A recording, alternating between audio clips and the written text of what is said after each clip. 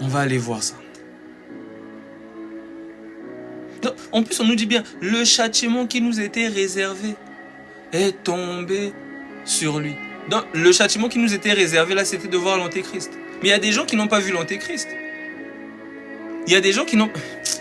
C'est pas possible, vous me fatiguez. Est-ce qu'il y a des gens qui sont morts, là, actuellement? Il y a même des chrétiens, il y a des païens. Est-ce qu'ils ont vu l'antéchrist? C'est ça la colère.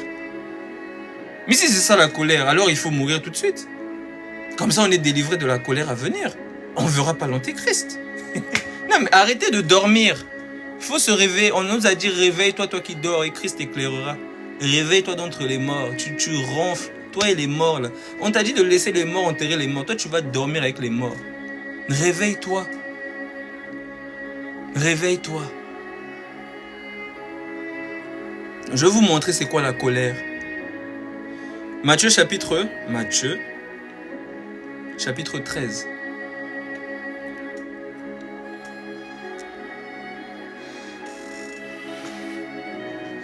Matthieu chapitre 13. Shema Israël. Écoute, Église.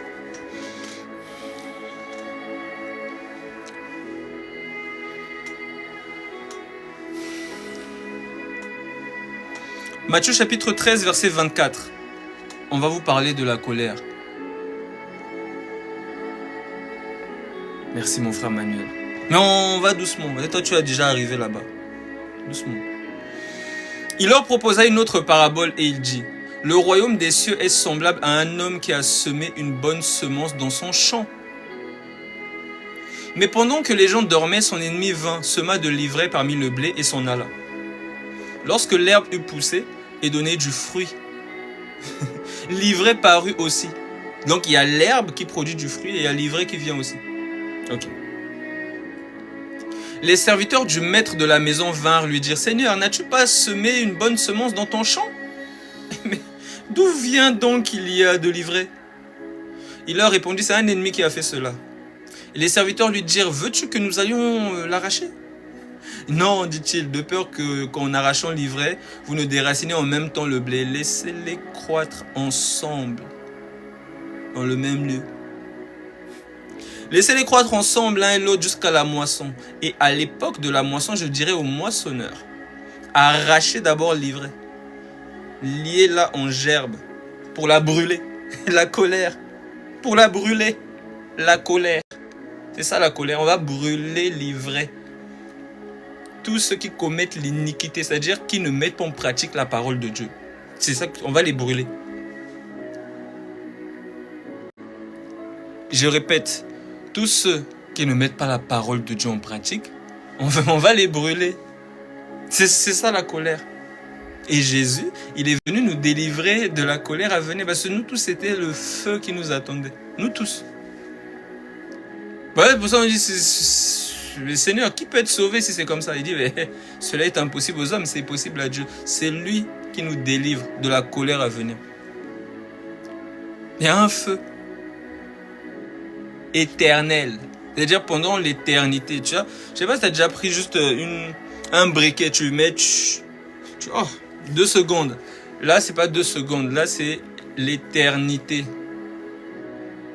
L'éternité. Et ça sera pas ton corps physique, ça sera ton âme. Ça, tu vas encore mieux sentir. Et l'éternité, c'est ça, la colère. Je continue. Et à l'époque de la moisson, je dirais aux moissonneurs: arrachez d'abord l'ivraie et liez-la en gerbe pour la brûler, mais amassez le blé dans mon grenier. Le grenier. Le royaume. C'est le royaume, c'est le grenier. Ah bon, on change de mot. Pas le royaume si tu veux. C'est l'arche de Noé. Les animaux qui rentrent là, c'est le blé qui rentre dans le grenier. Je n'en parle tantôt d'une manière, tantôt d'une autre, mais les gens n'y prennent point garde. Et liez-la en gerbe pour la brûler, mais amassez le blé dans mon grenier. Maintenant, il va donner la signification. Avant qu'il donne la signification, je repars dans Matthieu chapitre 3.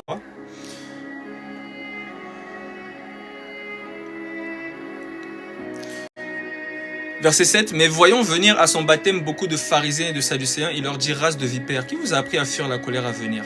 Produisez donc du fruit digne de la repentance et ne prétendez pas dire en vous-même, nous avons Abraham, nous avons Jésus pour père. Et tout le monde dit Jésus, Jésus. Ne prétendez pas, produisez. Produisez du fruit, ne prétendez pas seulement dire, nous avons Jésus pour père. Produisez donc du fruit digne de la repentance et ne prétendez pas à dire en vous-même, nous avons Abraham pour père, car je vous le déclare que de ces pierres-ci, Dieu peut susciter des enfants à Abraham. Déjà la cognée, c'est la hache. La cognée est mise à la racine des arbres. Tout arbre donc qui ne produit pas de bons fruits sera coupé et jeté au feu. Donc s'il vient chercher du fruit, il n'y a pas. Il va couper cet arbre-là. Toute plante que mon Père Céleste n'a pas plantée sera déracinée. Donc il doit arracher ça pour lier ça et jeter dans le feu. La cognée, elle est mise. Le jugement doit commencer par la maison de Dieu. La cognée est mise à la racine des arbres. Parce qu'il y a plusieurs arbres dans le jardin d'Éden. La cognée est mise. Celui qui ne produit pas du fruit, on coupe, on jette au feu. Pour le moment, on dit ça comme ça. Ça paraît, voilà, ça paraît une histoire et tout. Il y a même une petite mélodie, tout ça. Ça paraît bien.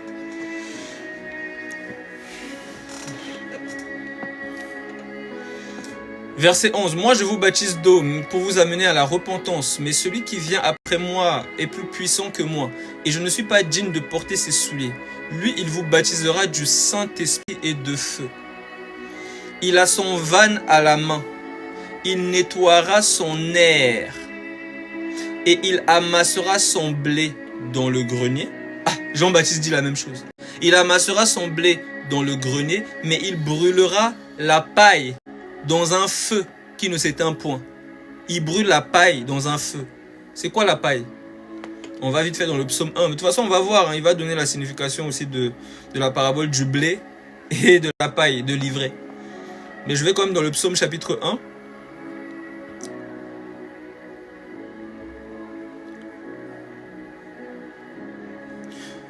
Verset 1. Heureux l'homme qui ne marche pas selon le conseil des méchants, qui ne s'arrête pas sur la voie des pécheurs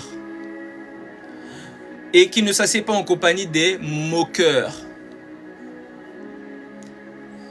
Bah salut Badinga. Ah si, je me souviens Badinga. Esprit. Je me souviens. J'espère que tu vas bien. Mais donc je répète, psaume chapitre 1 verset 1. Heureux l'homme qui ne marche pas selon le conseil des méchants, qui ne s'arrête pas sur la voie des pécheurs et qui ne s'assied pas en compagnie des moqueurs, mais qui trouve son plaisir, bonne soirée à toi aussi, mais qui trouve son plaisir dans la loi de l'Éternel et qui la médite jour et nuit. Il est comme un arbre planté près d'un courant d'eau, qui donne son fruit. Et l'arbre là, il doit donner son fruit s'il est planté près d'un courant d'eau. Non, laissez-le. Ici, là, tout le monde peut venir, que ce soit kémite, musulman, laissez les gens venir. Au contraire, ils sont les bienvenus. Donc, il n'en est pas ainsi. Donc, je répète, verset 3. Il est comme un arbre planté près d'un courant d'eau, qui donne son fruit en sa saison, et dont le feuillage ne se flétrit point. Tout ce qu'il fait, lui, réussit. Il n'en est pas ainsi des méchants. Ils sont comme la paille que le vent dissipe. Ah, donc les méchants, c'est la paille. Donc la paille, là, c'est un langage pour parler du méchant. Nous employons un langage spirituel pour les choses spirituelles, mais l'homme animal ne comprend pas les choses de l'esprit parce que c'est spirituellement qu'on en juge. Donc, la paille, l'homme animal, quand il voit paille, il pense au foin là-bas, il est parti, il est dans le... Voilà, il est au village, il voit déjà la paille qui roule, il imagine une série, un film de western, il voit la paille, voilà, ça c'est l'homme animal. Maintenant, les choses de l'esprit, la paille là, nous voyons tous les fils de la perdition livrés, qui doit être jeté dans le feu. Mais il n'en est pas ainsi des méchants, ils sont comme la paille que le vent dissipe. C'est pourquoi les méchants ne résistent pas au jour du jugement. La cognée est mise, le jugement doit commencer par la maison de Dieu. C'est dans la maison de Dieu qu'on va commencer à couper, à déraciner. Tout ce qui dit Jésus, Jésus, Seigneur, Seigneur. C'est pourquoi les méchants ne résistent pas au jour du jugement, ni les pécheurs dans l'assemblée des justes.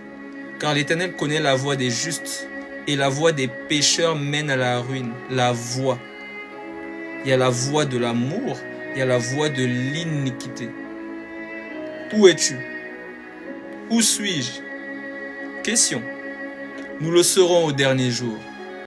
Mais souvenez-vous, comme le Seigneur a dit, jeune homme, pendant ta vie, réjouis-toi, fais ce que tu veux, mais sache que je vais t'amener en jugement.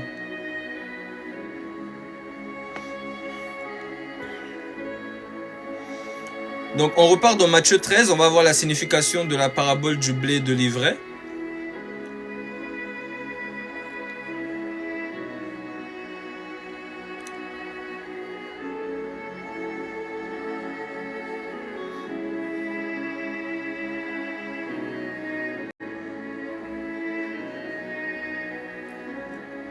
Matthieu 13, verset 36.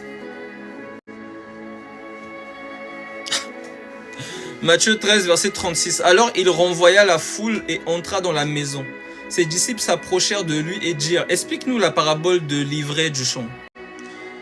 Il répondit, celui qui sème la bonne semence est le Fils de l'homme. Le champ, c'est le monde. La bonne semence, ce sont les fils du royaume. L'ivraie, ce sont les fils du malin, les races de vipères. Donc, dans le champ, là, le monde, il y a les fils du royaume et il y a les fils du diable. Vous voyez, vous allez voir des films où ils disent les reptiliens ou je sais pas quoi, ils sont parmi nous, tout ça là. En fait, c'est la race du diable. Ils sont là. On est tous là, on marche même ensemble, des fois on rigole ensemble. Ils sont là. Ils sont là. Donc on est tous là dans le monde. Voilà pourquoi vous voyez des fois des choses, des atrocités, des choses bizarres qui se font dans le monde. Tu te dis, mais attends, mais comment on peut faire ça? Comment on peut attraper un jeune? On lui fait le sourire du Joker. On le plante ici, là. On le plante ici.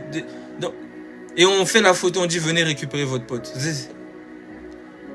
Donc il y a des choses des fois qui sont faites dans ce monde. Vous voyez hein, ce qui se passe par exemple au Congo. Les VIOL, la répétition sur les femmes, tout ça, tout ce qui se fait là. On se pose la question. Mais des fois, il y a des gens qui sont bizarres. Il y a des gens qui sont encore dans l'ignorance que le Seigneur doit toucher. Mais il y a des gens qui sont bizarres. Des hommes de renom. Des chefs de guerre. Des gens qui, même quand tu es à l'école, c'est eux qui vont te dire, viens, on va... Ils vont venir. J'avais même entendu une histoire, il y avait à la maternelle, un garçon, il était en récré, et à son ami qui est venu, il a montré son... Je ne sais même pas déjà comment il a fait pour arriver à la récréation avec son téléphone en maternelle. Il arrive, il lui montre, regarde, il lui montre un film porno. Il dit, oh, regarde ça et tout. Ils sont là, ils sont partout, on sait pas qui est qui, mais ils sont là. En tout cas, dans le monde, là, ils sont là. Il y a le blé, il y a l'ivraie, ils sont là, mélangés. Mais laissez-les croître, vous allez voir. Vous allez voir. Il y en a un qui va changer de comportement et un autre qui va aller de pire en pire dans le comportement qu'il avait. Il va aller de gloire en gloire dans son comportement nauséabond. De gloire en gloire. Ben oui. Le blé, il va aller de gloire en gloire dans la mise en pratique de la parole, dans la charité. Il va porter du fruit, le fruit de l'esprit, Galates 5. Mais l'autre, il va aller de gloire en gloire dans la folie, dans la cupidité, dans la méchanceté, dans l'impulsité, dans toutes ces choses. Il va aller à fond la caisse, à fond. Plus de tristesse, plus de confession, plus de prier pour moi. Non, il n'en a plus rien à cirer. Il a à fond la caisse, on roule libre. Il se glorifie même de tout ça là. Il se glorifie même de sa cupidité, il est là, il assume fièrement tout ça, ils sont à fond, on roule libre, à fond la caisse. Donc on ne sait pas qui est qui, on ne sait pas, mais laissez-les croître ensemble. Il répondit, celui qui sème la bonne semence c'est le Fils de l'homme. Le champ c'est le monde, la bonne semence ce sont les fils du royaume, l'ivraie ce sont les fils du malin. L'ennemi qu'il a semé, c'est le diable. La moisson, c'est la fin du monde. Ah, donc à la fin du monde, il y a la moisson, ce qu'on appelle l'enlèvement, où il prend son grenier, son blé, il met dans le grenier. La paille, il met dans le feu. C'est la moisson. C'est ça qu'on appelle l'enlèvement ou bien la résurrection. Parce que quand une graine est semée, selon l'apôtre Paul, bah, elle doit ressusciter. Elle doit mourir. Le grain doit mourir et ressusciter. Donc nous aussi, bah, on va mourir. Et lorsqu'il vient, on doit ressusciter avec un corps, des corps glorieux. C'est la moisson.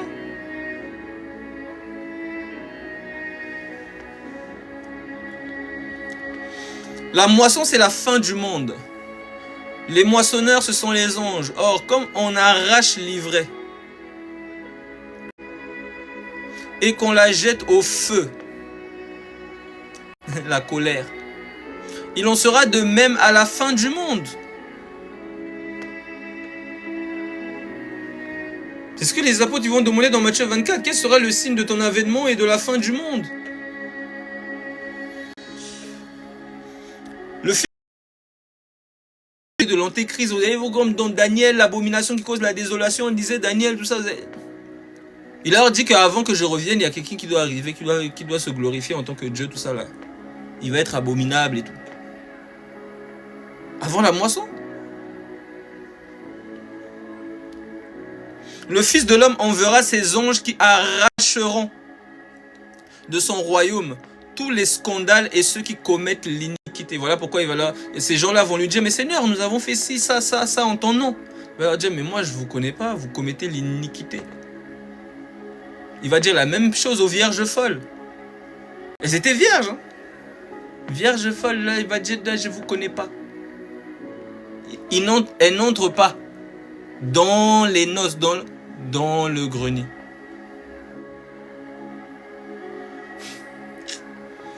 Et ils les jetteront dans la fournaise ardente où il y aura des pleurs et des grincements de dents. Donc quand on parle des pleurs dehors, jetez-les dehors où il y aura des pleurs et des grincements de dents.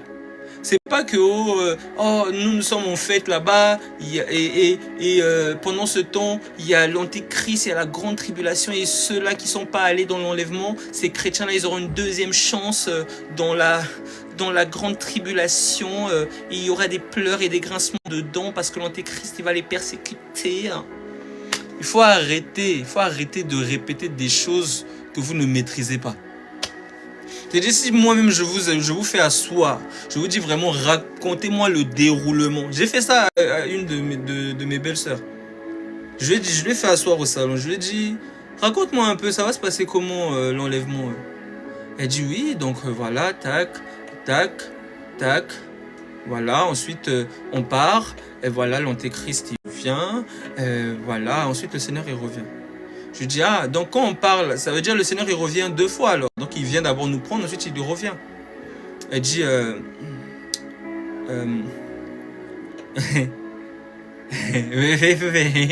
pourquoi tu fais pourquoi tu fais Il faut répondre à la question, c'est simple. Est-ce que le Seigneur il revient 2 fois? Parce que les apôtres ils nous ont toujours dit que le Seigneur il revenait, qu'il n'y a qu'un seul retour du Seigneur, le jour du Seigneur. Donc il vient là, il y a l'enlèvement, ensuite il revient, donc il vient 2 fois. Attends, tu m'en mêles les pinceaux, attends. Alors il fait ci, il fait ça. Délice, pourquoi tu veux me troubler comme ça? Pourquoi tu me fais ça?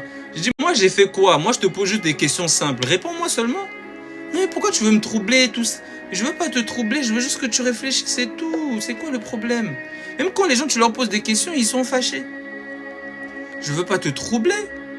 Mais non, je te pose des questions. Alors donne-moi une réponse simple, claire, nette et précise.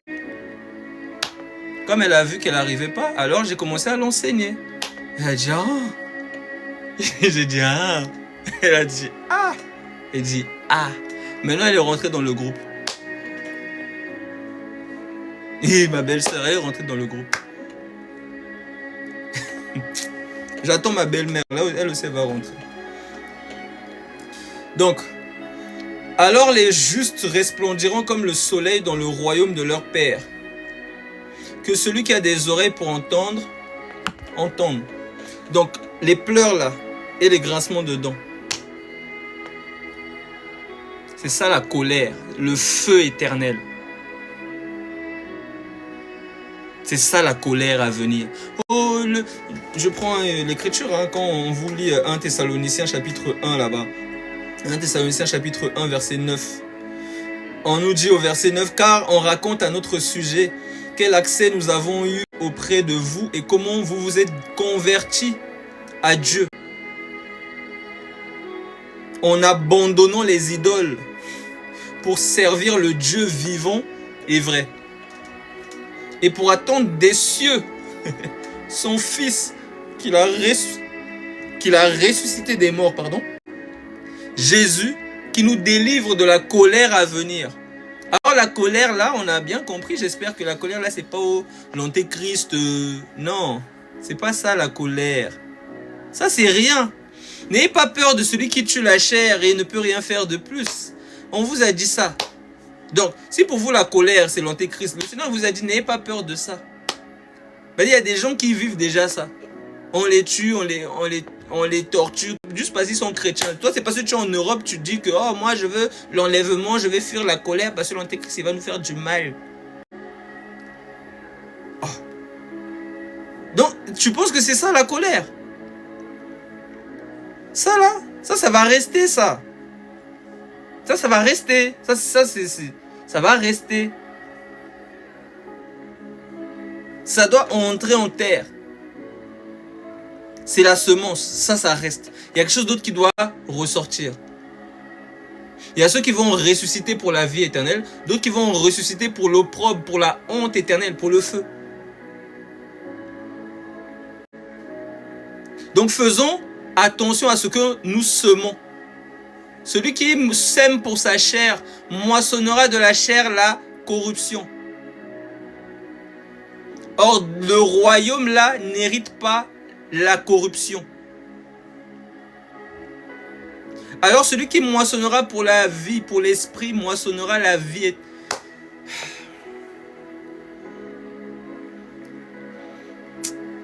Il y a du boulot, hein.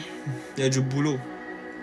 Il y a du boulot. Mais le Seigneur est bon. Ça va aller. Vous connaîtrez la vérité. Les gens, ils vont se réveiller. Les gens, ils vont se réveiller. Parce que c'est grave. Jusqu'aujourd'hui, là, il y a des gens, ils sont en train d'attendre l'enlèvement. Ils ne travaillent pas. C'est pas grave, ma soeur. De toute façon, je vais mettre sur YouTube. Ils ne travaillent pas pour leur salut. Comme dit l'Écriture. Non. Eux, ils attendent l'enlèvement. C'est pour ça qu'ils sont méchants. Ils se permettent toutes sortes de choses. Ils ne comprennent pas.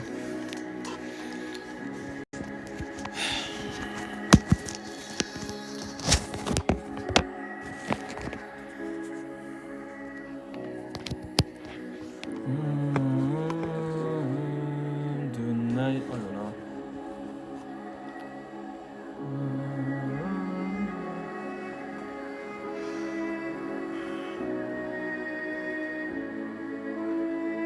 Donc, on regarde encore la colère. Et il y a des gens, peut-être c'est toujours pas clair, mais la colère là, Délice, je comprends pas trop. T'es sûr que l'antéchrist là, voilà, il va venir, ce sera ça la colère à venir, tu vois, on doit tout faire pour avoir l'enlèvement. Bah si on n'a pas l'enlèvement, oui, tu dois tout faire pour avoir part à la résurrection, au dernier jour. Tu dois tout faire pour avoir part à cela. Mais tes histoires de la colère, c'est l'antéchrist, c'est-à-dire que, voilà, toi, vous allez être enlevé, les autres, ils sont avec l'antéchrist, ils vont souffrir, tout ça là. Tu n'as pas encore compris. Tu n'as pas encore compris. Alors, les enfants de Dieu, il y en a qui ont dans leur cœur que non, moi, je ne peux pas voir l'antéchrist, je ne peux pas souffrir comme ça. Alors, ils ne comprennent pas que ce qu'ils ont dans leur cœur là, c'est peut-être un signe pour leur dire que, ah, mon enfant, tu ne le verras pas, tu iras dormir. Dormir là, c'est quoi? Lazare dort. Donc, Lazare, il est comme Paul. Paul, il dort. Donc peut-être tu ne vas pas voir l'Antéchrist parce que tu seras en train de dormir dans le séjour, dans le sein d'Abraham. Ou pour d'autres, dans le séjour des morts. En attendant, soit la résurrection pour la vie éternelle, ou l'autre résurrection. Bah, heureux ceux qui ont part à la première résurrection, parce que l'autre là, c'est pour la colère. Alors il y a peut-être des gens qui doutent encore, qui se disent oh, alors je vais leur lire Matthieu chapitre 25. Souvenez-vous, hein, comme on a vu dans Matthieu 13, 36 là-bas, les pleurs, les grincements de dents, tout ça là, c'est la colère, c'est le feu éternel. Dehors là, là où il y a les grincements de dents et les pleurs, c'est le feu. C'est pas une histoire de oh, il y a l'Antéchrist en bas et nous on est au ciel. Non, nous on doit régner sur la terre. Il y aura des nouveaux cieux et une nouvelle terre. On vient régner là pour l'éternité. On vient régner sur la terre. Je répète, on vient régner sur la terre. Matthieu 25, verset 1. Tout ce chapitre vous parle de la colère et de ceux qui vont échapper à la colère. Matthieu 25. Alors le royaume des cieux sera semblable à 10 vierges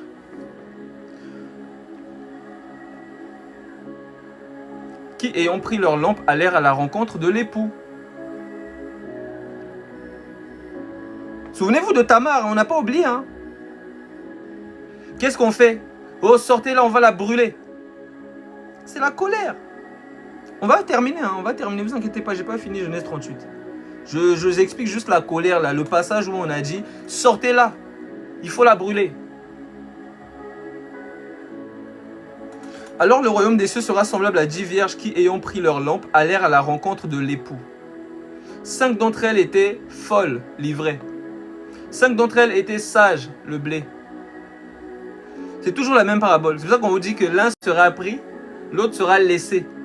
Le blé est mis dans le grenier, la paille dans un feu qui ne s'éteint point. Donc il y en a un qui est pris, ça veut dire qu'il a part à la première résurrection. C'est juste ça.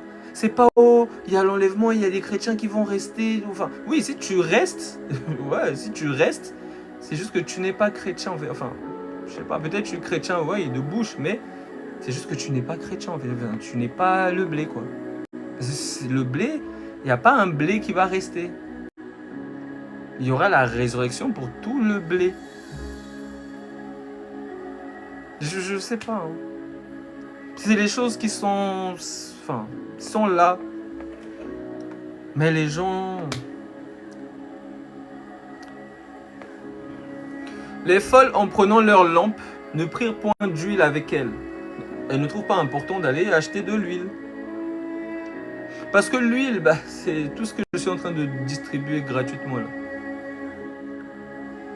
C'est pour affermir la foi des saints. Pour les nourrir afin qu'ils grandissent et qu'ils soient stables, que leur colonne vertébrale se dresse, qu'ils soient matures dans la foi.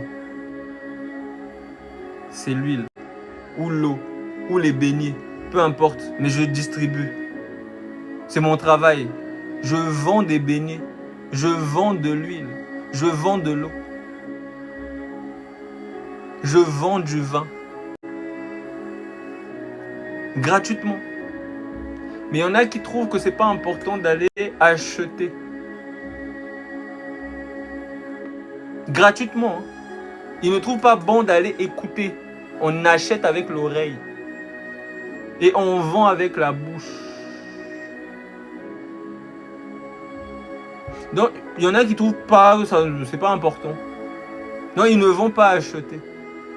Mais il y a d'autres qui ont l'oreille, que ceux qui ont des oreilles pour eux. Ceux qui ont l'oreille viennent acheter. Mais les sages prirent avec leurs lampes de l'huile dans des vases. Comme l'époux tardait, toutes s'assoupirent et s'endormirent. Au milieu de la nuit, on cria. Oui, quand tout le monde est assoupi là. Il y a toujours quelqu'un qui doit crier. Il vous est avantageux que je m'en aille, afin que je vous envoie quelqu'un qui va crier pour vous enseigner toute la vérité. Il vous conduira dans toute la vérité. C'est l'esprit qui doit saisir des gens pour crier. Et dire que L'époux arrive. Il faut se préparer là. Si tu meurs aujourd'hui là, tu vas aller où? Si tu meurs aujourd'hui là, tu n'as pas pris ton baptême, tu n'as pas le Saint-Esprit, tu ne marches pas dans la justice, tu vas aller où? Tu n'iras pas dans le sein d'Abraham, mais tu vas aller dans le séjour des morts. Tu vas déjà souffrir. Bande d'annonce avant justement le feu, la colère.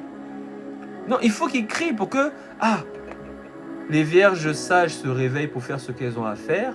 Et les vierges folles se réveillent pour faire ce qu'elles ont à faire. Comme il a dit à Judas, ce que tu as à faire, fais-le. Donc c'est la parole qui doit réveiller tout le monde. Les uns vont se réveiller là pour pratiquer la justice, et les autres vont se réveiller pour pratiquer l'iniquité. Au milieu de la nuit, on cria, voici l'époux, allez à sa rencontre. Alors toutes ces vierges se réveillèrent et préparèrent leurs lampes. Commencez à mettre la parole en pratique pour allumer. Les folles dirent aux sages, donnez-nous de votre huile, car nos lampes s'éteignent. Les sages répondirent, non, il n'y en aurait pas assez pour nous et pour vous. Allez plutôt chez ceux qui en vendent et achetez-en pour vous. Pendant qu'elles allaient, trop tard, pendant qu'elles allaient en acheter, l'époux arriva. Celles qui étaient prêtes entrèrent avec lui dans la salle des noces et la porte fut fermée. Ils entrent dans le grenier. Et l'ivrée, les vierges folles sont laissées. Ils n'ont pas part à la première résurrection.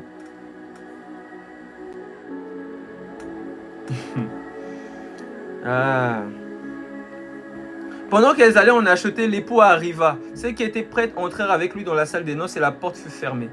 Plus tard, les autres vierges vinrent et dirent, Seigneur, Seigneur, Seigneur, Seigneur. Matthieu 7. Plusieurs me diront, Seigneur, Seigneur. Donc, il y en a qui sont troublés juste parce qu'on n'a pas rajouté iniquité.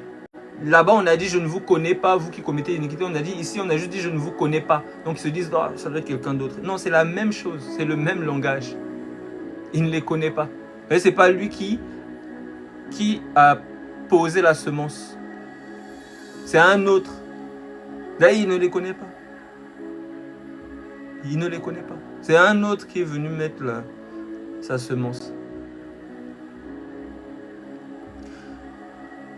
Plus tard, les autres vierges vinrent et dirent, Seigneur, Seigneur, ouvre-nous. Mais il répondit, je vous le dis en vérité, je ne vous connais pas. Veillez donc, puisque vous ne savez ni le jour, ni l'heure. Donc, ni le jour, ni l'heure. C'est-à-dire que les gens, ils regardent d'abord à la résurrection. Ils ne comprennent pas. Là, actuellement, là, tu ne sais pas tu ne connais pas le jour de ta mort. Parce que si tu meurs, tu vas directement, c'est directement le jugement. C'est-à-dire que tu vas dans une salle d'attente. Vous allez voir les catholiques, ils ont appelé quelque chose, comment ils appellent ça, le purgatoire. Ils ont appelé le purgatoire. Sauf que eux, il y avait des choses qu'ils connaissaient, mais il y a des choses qu'ils n'ont pas maîtrisées. Ils se sont égarés. Eux, ils ont dit que le purgatoire, c'était une salle d'attente. Et en gros, quand tu pries, ça peut changer en gros. Si tu pries beaucoup pour ces saints-là, qui sont dans le purgatoire, ils vont aller au ciel. Sinon, si tu ne pries pas trop pour eux, ils vont aller... Non. Il y a deux purgatoires. Il y a le sein d'Abraham, la salle d'attente dans la paix, dans l'amour, dans la présence du Maître. Et il y a un autre purgatoire, le séjour des morts, la salle d'attente où tu es en train de souffrir en attendant le feu éternel. Donc, il y a plusieurs niveaux là-bas de souffrance, toutes sortes de choses, surtout pour ceux qui ont connu la vérité. L'Hadès, alléluia. Donc, purgatoire, c'est ça, c'est la salle d'attente. Soit pour la vie éternelle, soit pour la mort éternelle. Dans une salle d'attente, on est dans le repos. Dans une autre, dans la souffrance. Abraham, envoie Lazare qu'il mette un peu d'eau dans ma langue, car ce feu me tourmente. Il est dans la salle d'attente. C'est même pas encore la colère. Ce n'est même pas encore la colère. C'est juste la salle d'attente. Le purgatoire. Ça, c'est pas le purgatoire de...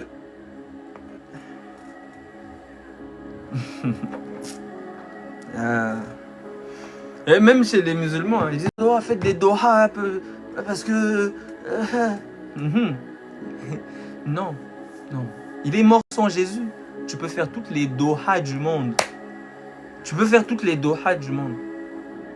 Vous pouvez tous vous réunir, vous appeler, vous mettez le chrono.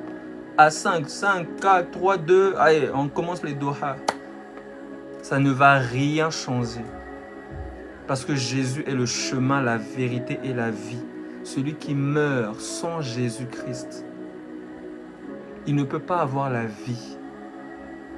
Peu importe le nombre de doha qu'il va faire. Moi, j'ai parlé au... Veillez donc, puisque vous ne savez ni le jour ni l'heure. Il en sera comme d'un homme qui, partant pour un voyage, appela ses serviteurs et leur remit ses biens. Il donna 5 talents à l'un, 2 à l'autre et 1 au troisième. C'est toujours la même parabole qu'en haut. Hein. Il répète, il parle tantôt d'une manière, tantôt d'une autre. Mais les gens n'y prennent point garde. Les vierges folles et les vierges sages, c'est la même chose. Il y a des serviteurs qui vont travailler et il y a des serviteurs qui ne vont pas travailler. C'est la même chose. En fait, c'est la même parabole qu'il donne. Il va donner encore la même parabole après. Il donne. Il ne se lasse pas de parler. Tantôt d'une manière, tantôt d'une autre. Le plus important, c'est qu'on puisse comprendre. Pas avec le cerveau, avec le cœur. Pour fuir de marcher comme les vierges folles. Il donna 5 talents à l'un, 2 à l'autre et 1 au troisième, à chacun selon sa capacité, et il partit. Aussitôt, celui qui avait reçu les 5 talents s'en alla, les fit valoir. Donc il va travailler, il va s'occuper des brebis, il va donner la nourriture au temps convenable. Aussitôt, celui qui avait reçu les 5 talents s'en alla, les fit valoir, et il gagna 5 autres talents. De même, celui qui avait reçu les 2 talents en gagna 2 autres. Celui qui n'en avait reçu qu'un alla faire un creux. Il dit, mon maître tarde à venir, oh, moi, je ne travaille pas. En fait, c'est la même parabole que vous retrouvez dans Luc 24. Je vous lis ça vite fait. Donc, Luc 24 égale Matthieu 25. Luc 24, verset 46, en descendant, égale tout Matthieu 25. Parce que les serviteurs, là, c'est toi, c'est moi. Les serviteurs, ne pensez pas quand on dit serviteurs, on parle seulement, oh, les pasteurs, apôtres, tout ça. Non, regardez, je vous donne la preuve. S'il y a des gens, quand ils entendent serviteurs, ils pensent qu'eux, ils ne sont pas serviteurs, c'est lui là-bas qui est serviteur. Attends. Romains chapitre 14, à partir du verset 1. Faites accueil à celui qui est faible dans la foi et ne discutez pas sur les opinions. Tel croit pouvoir manger de tout, tel autre qui est faible, ne mange que des légumes, que celui qui mange ne méprise point celui qui ne mange pas, et que celui qui ne mange pas ne juge point celui qui mange, car Dieu l'a accueilli. Il faut qu'il soit enseigné afin qu'il ne soit plus faible dans la foi. Qui es-tu toi qui juges un serviteur d'autrui? Donc la personne là qui vient d'arriver dans le Seigneur, c'est un serviteur. Je répète, la personne qui vient d'arriver dans le Seigneur là, c'est un serviteur. Il faut l'enseigner pour qu'il entre dans son ministère. Il a donné les uns comme apôtres, docteurs, pasteurs, prophètes, évangélistes pour le perfectionnement des saints en vue de l'œuvre du ministère. Ce sont des serviteurs. Il faut les coacher pour qu'ils entrent dans leur service. C'est comme des enfants qui viennent à l'école. Tu dois les enseigner pour qu'ils travaillent plus tard. Est-ce que vous comprenez?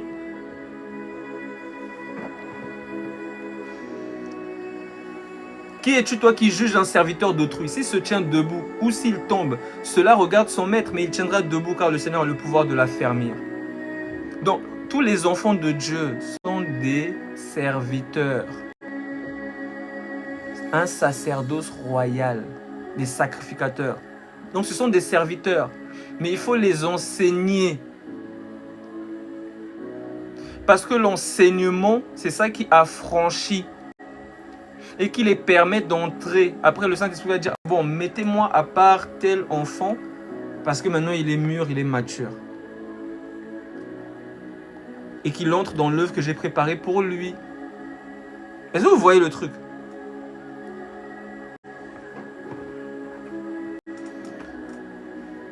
Donc, serviteur, tous les enfants de Dieu. Quand on dit ne touchez pas à mes oins, les gens ils disent non mais c'est le pasteur là-bas, hein, pasteur en tel, non, pourquoi vous parlez comme ça? On a dit ne touchez pas à mes oins. L'Esprit du Seigneur est sur moi parce qu'il m'a oint. Tu as le Saint-Esprit? Mais si tu as le Saint-Esprit, tu es oint. Toi aussi on ne doit pas te toucher. Mais pourquoi vous faites ça? C'est pour ça qu'on nous dit que Marie, elle était assise au pied du maître, elle acceptait qu'on l'enseigne. Marthe, elle est agitée, elle court partout, elle pense qu'elle maîtrise, elle ne choisit pas la bonne part qui est de s'asseoir et d'écouter, d'être enseignée dans le calme, dans le silence. Que la femme écoute l'instruction dans le silence. Écoute dans le silence. C'est pas possible ça. Luc chapitre 24.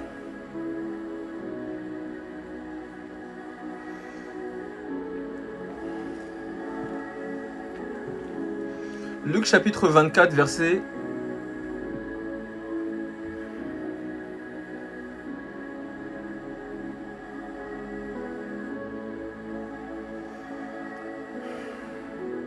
non, c'est Matthieu 24. Matthieu chapitre 24. Moi, je suis dans Luc 24. Matthieu 24, verset 45. Quel est donc le serviteur fidèle et prudent que son maître a établi sur ces gens? Ces gens-là, c'est l'Église, parce que le Saint-Esprit établit des évêques, des anciens, des conducteurs sur son peuple. C'est pour ça que quelqu'un qui dit que moi, je fais ma marche seul avec mon Jésus dans ma chambre, j'ai jamais vu ça dans toute la vie. J'ai jamais vu ces histoires-là. Une assemblée composée d'une personne. La personne, elle est seule avec son Jésus dans sa chambre. Ça n'existe pas. Le Seigneur, il vient prendre des gens pour les faire entrer dans la bergerie,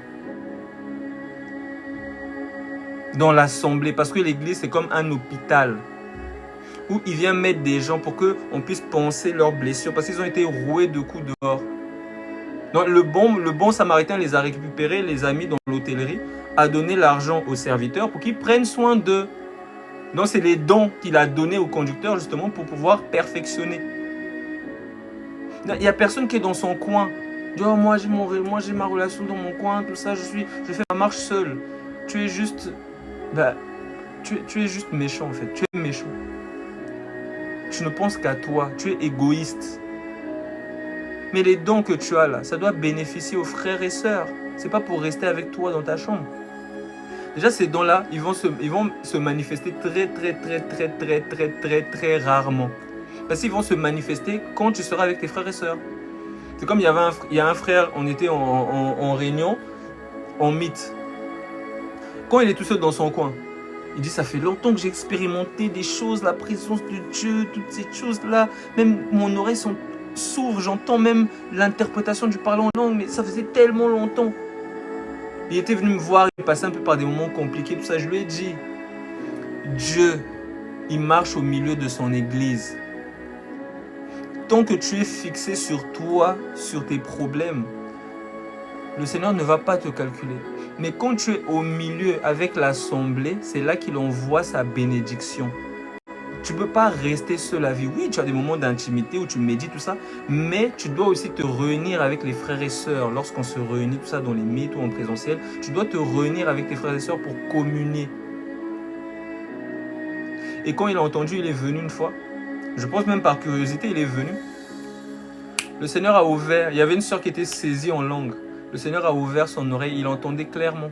Il a découvert, il a redécouvert, parce qu'il avait déjà expérimenté ça, il a redécouvert son don d'interprétation. Mais il n'allait pas manifester ça avec son Jésus dans sa chambre. Hein. Non. Donc il fallait qu'il soit avec ses frères et sœurs.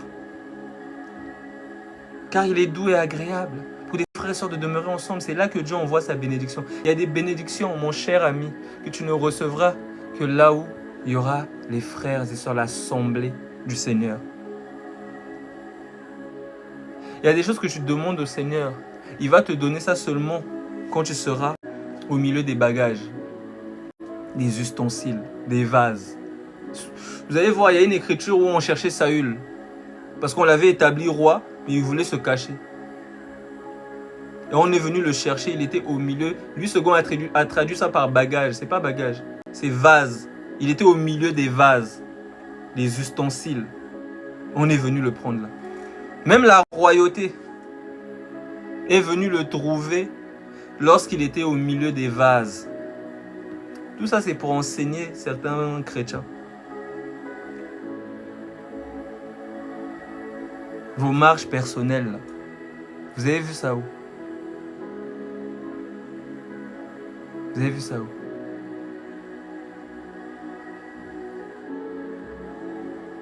Vous allez dire, oh, l'unique éthiopien, voilà, le Saint-Esprit l'a pris, voilà, il est parti tout joyeux dans son coin. Maintenant, je vais te poser une question simple. L'unique éthiopien, c'est qui l'a enseigné? Est-ce que c'était son Jésus dans sa chambre? C'est son Jésus dans sa chambre qui l'a enseigné? Il était dans le char, il lisait Isaïe, il ne comprenait rien. Et pourquoi on ne l'a pas enseigné là-bas? Il fallait qu'il rencontre des frères et sœurs. Il y a un frère qui devait le rencontrer. Il n'y a rien sans rien. Il n'est pas bon que l'homme soit seul. Vous vous mentez à vous-même. C'est-à-dire que vous allez toujours essayer de trouver des versets pour justifier votre égoïsme et votre hypocrisie. Vous allez toujours chercher des versets. C'est comme les gens, quand ils sont méchants, ils commencent à chercher des versets pour justifier le fait de maudire un frère en Christ. Le maudire. Ils essaient de trouver des versets. Ils essaient de trouver des versets pour répudier leur femme. Oh, si elle ne ramène pas le thé, si elle n'écoute pas. Ils essaient de trouver des versets parce qu'ils ont le cœur méchant. C'est à cause de la méchanceté de leur cœur que Moïse leur a permis ces choses. Oui, c'est à cause de la dureté de leur cœur qu'ils vont chercher Moïse pour justifier leurs bêtises. Ils sont méchants, ils ont un cœur méchant. Quand tu as un cœur méchant, tu vas toujours trouver des raisons pour justifier la méchanceté et le mauvais comportement. Si tu fais le mal, tu ne vas jamais t'humilier, reconnaître « Ah non, j'avoue, je me suis trompé, j'avoue, j'aurais pas dû agir comme ça. » Tu vas toujours dire « Ah non, mais eux aussi, ils sont méchants, eux aussi, ils n'écoutent pas. Oui, c'est vrai, bon, j'ai mal agi, mais. »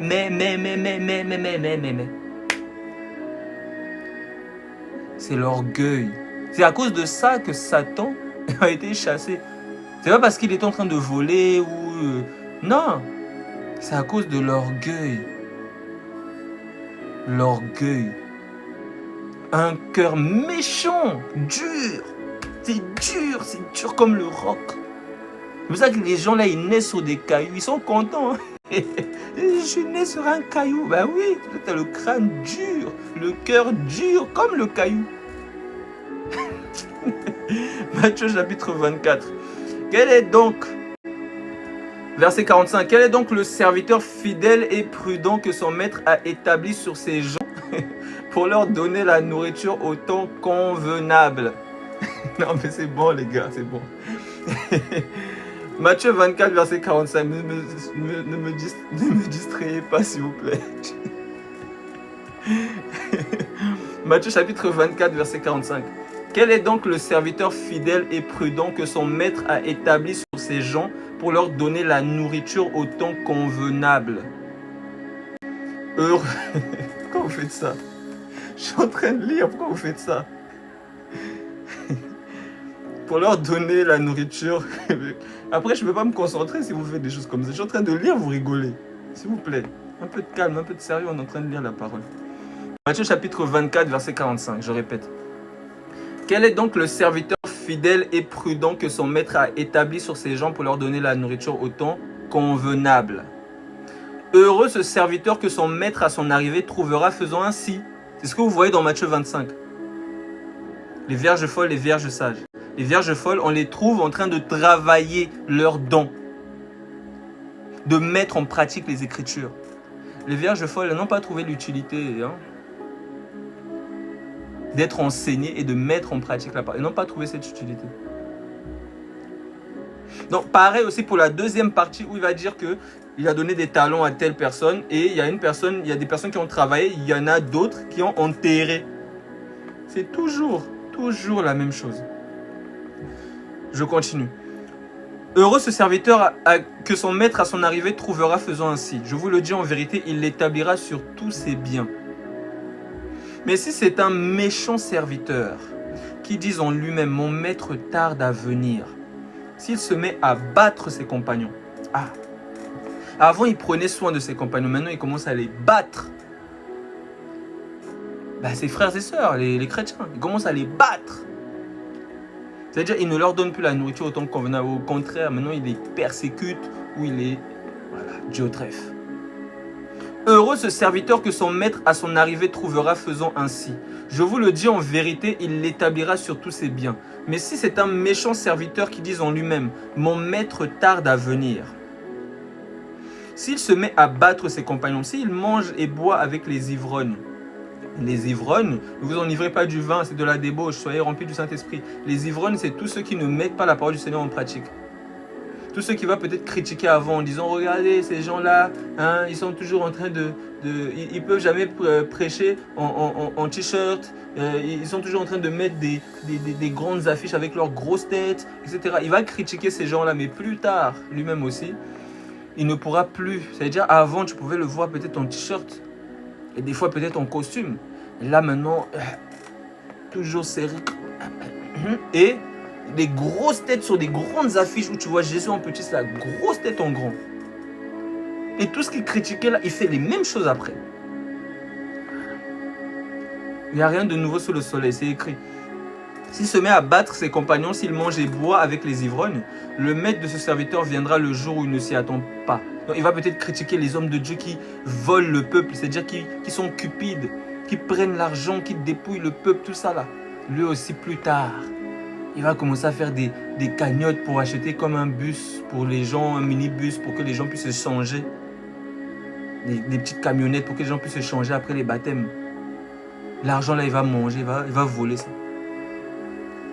Donc, il va commencer à se comporter comme ces ivrognes, même esprit que les ivrognes. S'il mange et boit avec les ivrognes, le maître de ce serviteur viendra le jour où il ne s'y attend pas et à l'heure qu'il ne connaît pas. Il le mettra en pièces et lui donnera sa part avec les hypocrites. Où ça? C'est là qu'il y aura des pleurs et des grincements de dents. C'est-à-dire la colère, le feu. C'est pas ce que les gens ils imaginent. Oh non, c'est la grande tribulation. Ça n'a rien à voir avec ce que les gens ils racontent. Hein. Leurs histoires à dormir debout. C'est le feu. Le dehors, là où il y a les grincements de dents, c'est le feu. Donc, on repart dans Matthieu 25. Là, on est toujours arrêté sur... Sortez-la et mettez-la au feu. Genèse 38. J'espère que vous n'êtes pas... Hein, vous êtes toujours... Hein. Genèse 38. Il dit, sortez-moi Tamar, là, on doit la brûler. C'est la colère. Mais il y a quelqu'un qui est venu nous délivrer de la colère à venir. Donc, on regarde bien la colère, on identifie la colère. Parce qu'il y a des gens qui pensent que la colère, c'est l'antéchrist. Qui va venir sur la terre, c'est ça la colère. Donc, si on échappe à l'antéchrist, c'est bon. Les sages répondirent, non, il n'y en aurait pas assez pour nous et pour vous. Allez plutôt chez ceux qui en vendent. Ah non, j'avance parce qu'on avait déjà pris ce passage. Verset 14, il en sera comme d'un homme qui partant pour un voyage, appela ses serviteurs et leur remit ses biens. Il donna 5 talents à l'un, 2 à l'autre et 1 au troisième, chacun selon sa capacité. C'est ça que je dis que on n'a pas tous les mêmes capacités, ni les mêmes dons, ni les mêmes choses à faire. Des fois, posez-vous la question, pourquoi quand... comment elle s'appelle ah, j'ai oublié son nom. Ah, j'ai oublié son nom. Pourquoi j'ai oublié son nom? Celle que Pierre va ressusciter. Aidez-moi, s'il vous plaît. J'ai un trou de mémoire. Celle que Pierre va ressusciter. Merci, merci mon frère. Tabitha. Donc, posez-vous la question. Pourquoi, lorsque Tabitha est morte, pourquoi les disciples ils sont venus chercher Pierre? Pourtant, on nous dit, voici les miracles qui accompagneront ceux qui auront cru. Dire, eux aussi, ils pouvaient quand même faire. Mais posez-vous la question, pourquoi ils sont venus chercher Pierre? Et il y a des gens peut-être qui vont dire, non mais c'est des idolâtres, pourquoi ils vont chercher Pierre? Pourquoi ils ne vont pas prier eux-mêmes? Pourquoi ils... Des fois, il faut se poser, des fois quand on lit, il faut se poser et réfléchir. Donc, les disciples, ils viennent, ils constatent qu'il y a quelqu'un qui est mort. Et pourquoi ils ont appelé Pierre? Il y a des fois, quelqu'un va faire un songe. il ne comprend pas, on va lui dire appelle tel frère. Et pourquoi appelle tel frère? Mais on est tous enfants de Dieu, non? Arrêtez, franchement, on n'a pas, c'est pas la foire. Notre Dieu est un Dieu d'ordre et de paix. C'est un Dieu d'ordre. Il n'est pas dans... Même dans la gestion, il ne donne pas les mêmes capacités à chacun. Même dans la gestion, il ne donne pas les mêmes capacités, la même charge à chacun. C'est comme ça qu'il fonctionne. Il donna 5 talents à l'un, 2 à l'autre et 1 au troisième, chacun selon sa capacité, et il partit. Aussitôt, celui qui avait reçu les 5 talents s'en alla, les fit valoir, et il gagna 5 autres talents. Shalom, shalom ma soeur. C'est noté. Je termine et ensuite je prendrai les questions. De même, celui qui avait reçu les 2 talents en gagna 2 autres. Celui qui n'en avait reçu qu'un alla faire un creux dans la terre et cacha l'argent de son maître. Longtemps après, le maître de ces maisons, de ses serviteurs, revint et leur fit rendre compte. Celui qui avait reçu les 5 talents s'approcha en apportant 5 autres talents. Et il dit, Seigneur, tu m'as remis 5 talents, voici j'en ai gagné 5 autres. Il travaille, donc il est récompensé.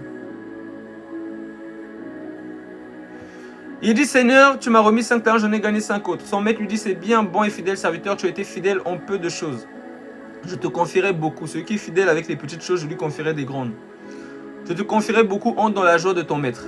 Celui qui avait reçu les 2 talents s'approcha aussi. Il dit, Seigneur, tu m'as remis 2 talents. Voici, j'en ai gagné 2 autres. Donc, il a travaillé. C'est pas il a laissé ses dons, il disait, moi, je ferai, j'attends l'enlèvement. Travailler. Ce qu'il avait. Il y en a, ils peuvent avoir reçu un talent concernant le fait de prier, d'intercéder pour les saints, pour sa ville, pour son quartier, pour son pays, tout ça. Comme Anne, la prophétesse. Ils doivent utiliser leurs dons. Et si le Seigneur veut ajouter, il va ajouter, même pendant leur vie, il va ajouter. Il y a d'autres, le Seigneur va leur donner peut-être une grande maison. Pour qu'ils exercent l'hospitalité. Ils doivent pratiquer l'hospitalité. C'est comme ça. Ils doivent peut-être faire des fois des repas. Soit peut-être inviter les pauvres, soit aller à leur rencontre pour leur donner. C'est comme ça. C'est leur talent. D'autres, ils ont reçu le fait d'enseigner. Ils doivent enseigner le peuple. Car ceux qui auront enseigné la multitude, là, ils brilleront. Donc, ils doivent enseigner. C'est leur don, c'est leur talent. D'autres, c'est la libéralité. Ils ont peut-être des finances, des choses, des biens. Ils sont aisés, ils sont bien peut-être, je ne sais pas. Ou même ils ne sont peut-être pas aisés aussi. Mais ils ont ce don-là pour donner. Ils aiment donner. Ils n'ont pas la main, je ne sais pas moi, comment, je sais plus c'est quoi l'adage, mais ils n'ont plus la main qui est gardée dans la poche. Non, ils aiment donner. Ils aiment donner. Et souvent, c'est eux que les faux hommes de Dieu aiment escroquer. Ils vont dans des assemblées, ils se font escroquer par des escrocs. Des escrocs. Ils se font escroquer. Et ces gens-là, je leur dis souvent que si vous êtes arrivé dans un endroit, on vous a escroqué, c'est pas parce que vous sortez de cet endroit, vous allez dire non, moi je donne plus, moi. Mettez toujours votre don en pratique. Ne vous dites pas que oh, moi je fais plus, moi je fais plus. Mais ça ne sera pas à votre avantage. Ça ne sera pas à votre avantage. Parce que le don que vous avez reçu là, c'est toujours une partie de Christ. Moi, quand je parle, c'est Dieu qui parle. Quand vous donnez, c'est Dieu qui donne, parce qu'il donne aux bons comme aux méchants. Donc, vous ne pouvez pas regretter d'avoir donné aux méchants. Le Seigneur, il a donné des choses à Judas. Est-ce qu'il a regretté? Il fait lever son soleil sur les bons comme sur les méchants. Il donne des enfants à des gens qu'il sait très bien qu'il va les maudire. Ces gens-là ne vont pas croire en lui. Il leur donne des biens, tout ça, du travail. Est-ce qu'il dit, ah, je regrette d'avoir donné à Judas, je regrette d'avoir fait ceci, je regrette. Non, c'est son cœur, c'est le soleil. Le soleil, il fait briller sa lumière sur tout le monde. Il donne. Un arbre donne son fruit. Je sais pas, c'est la nature qui nous enseigne. Donc, chacun a reçu un talent. D'autres, c'est un don de prophétie. Ils doivent prophétiser ou ils doivent voir des choses, etc. et relater cela à l'assemblée et à ceux qui doivent discerner. Premièrement, parce qu'on doit juger. Donc, c'est comme ça. Il y a plusieurs dons. Il y en a qui chantent. Il y en a qui savent jouer d'un instrument. Il y a plusieurs dons. Il y en a qui ont ce don-là pour conseiller. Ils ont des paroles de sagesse des fois, etc. Donc, chacun a reçu quelque chose. Si tu ne sais pas c'est quoi, prie ou bien viens avec tes frères et sœurs. À force d'être avec tes frères et sœurs, eux, ils vont remarquer. Mais si tu n'es jamais là, qui va remarquer quoi dans ta vie? Qui va remarquer le don que tu as reçu? Mais si tu es là, les gens vont remarquer. Toi, j'ai remarqué que tu as tel don. Toi, j'ai remarqué que tu as tel don. Parce que des fois, on ne sait pas. Mais c'est les autres qui voient. Je te confierai beaucoup honte dans la joie de ton maître. Celui qui avait reçu les 2 talents s'approcha aussi. Il lui dit, Seigneur, tu m'as remis 2 talents. Voici, j'en ai gagné 2 autres. Son maître lui dit, c'est bien, bon et fidèle serviteur. Tu as été fidèle en peu de choses. Je te confierai beaucoup honte dans la joie de ton maître. Celui qui n'avait reçu qu'un talent s'approcha ensuite et lui dit, Seigneur, bon, je savais. Déjà, ça, c'est les gens qui savent. Hein. On ne les enseigne pas. Ils savent. Ils savent tout. Ils savent. Je savais. Tu savais? Tu sais quelque chose devant Dieu, tu dis je savais. Celui qui n'avait reçu qu'un talent s'approcha ensuite, il dit Seigneur, je savais que tu es un homme dur. Ouais, c'est ça, la connaissance enfle. Mais l'amour édifie. Eux, ils savent, ils connaissent, ils ont le cœur bien dur, ils sont enflés. Enflés de levain. Je savais que tu es un homme dur, qui moissonne. Déjà, sa révélation là, elle est fausse. Dieu n'est pas un homme dur, il est un homme doux. Il est doux. Il est brisé. Il est brisé. Je vous dis la vérité. C'est quelqu'un qui est brisé. Il est doux. Donc, c'est une fausse révélation. C'est pour ça déjà qu'elle n'a pas utilisé son don. Parce qu'elle ne comprenait pas qui était son créateur.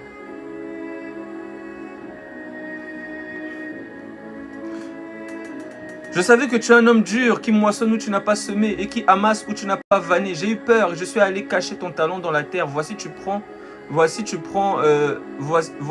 qui est à toi. Son maître lui répondit, serviteur méchant et paresseux. C'est des méchants. Ils sont paresseux. Ils n'ont pas d'œuvre. Ils ne font pas d'œuvre. Ils ne font rien. Ils ont juste la bouche. On nous dit, montre-moi ta foi par tes œuvres. C'est pas parce que tu vas dire Jésus, je suis chrétien, je sais pas quoi. Par tes œuvres, qu'est-ce que tu fais pour les saints? Qu'est-ce que tu fais autour de toi? C'est ça qu'on veut voir. On veut pas de ton blabla. Serviteur méchant et paresseux. Comment tu peux être méchant et paresseux? On dit que le zèle de ta maison me dévore. Mais toi, tu vois la maison du Seigneur, tu t'en fiches. Tu vois les enfants de Dieu, tu t'en fiches, tu fais ta vie, tu es dans ton coin, tu penses qu'à toi, tu ne penses qu'à te morfondre sur toi, tes problèmes, tu n'en as que faire du reste. Voilà, c'est ça l'orgueil. L'orgueil est centré sur soi, le nombril du monde. Tu es centré sur toi, tu ne vois rien autour de toi. L'orgueil. L'orgueil. Fixé sur soi. Moi en ce moment, je savais, oui, ouais, bon, oh. Lève les yeux, regarde autour de toi. Comme disait le Seigneur, lorsque on va mettre du parfum sur ses pieds, tout ça, par cette femme prostituée, Judas va dire, oh, on aurait pu donner ça aux pauvres. Il va dire, vous aurez toujours des pauvres avec vous. Mais celle-ci devait embaumer ma sépulture. Donc, regarde, le Seigneur, c'est bon, il est enterré. Maintenant, qu'est-ce qui reste? Il reste des enfants de Dieu, voilà, qui ont besoin aussi que tu t'occupes d'eux. Et d'autres aussi qui ne croient peut-être pas en Dieu, qui ont besoin aussi que tu t'occupes d'eux. Pourquoi tu regardes seulement à tes blessures? Il y a une image qui tournait sur les réseaux où il y avait une personne, elle avait pris je crois une flèche ici. Elle se plaignait à une personne qui était devant lui, je crois que c'est pas si c'était son père ou son époux, je sais pas. Se plaignait en disant, oh mais on m'a vu, j'ai une flèche et tout. Et lui, il lui fait un câlin. Et quand on regarde derrière, il a plein de flèches dans son dos. Donc, lui, il ne regardait pas à ses blessures, à ce qu'il vit, il regardait à l'autre. C'est ça la charité. Toujours là en train de dire, oh, moi j'ai des combats, moi en ce moment je souffre trop. Regardez, lisez bien Jude 1. Vous allez voir les caractéristiques de l'ivraie.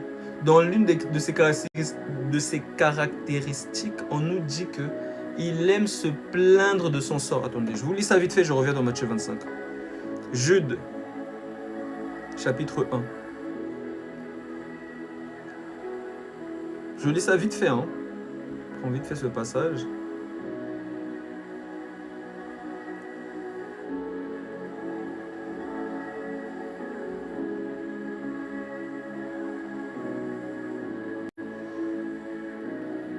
Voilà, verset 12, Jude 1, 12. Ce sont des écueils dans vos agapes, faisant impudemment bonne chair, se répaissant eux-mêmes. Ce sont des nuées sans eau, poussées par les vents, des arbres d'automne sans fruits, 2 fois morts, déracinés, des vagues furieuses de la mer, rejetant l'écume de leur impureté. Tout ce qu'ils rejettent, c'est la méchanceté, l'impureté. Des astres errants auxquels l'obscurité des ténèbres est réservée pour l'éternité. C'est aussi pour eux qu'Enoch, le 7e depuis Adam, a prophétisé en ces termes.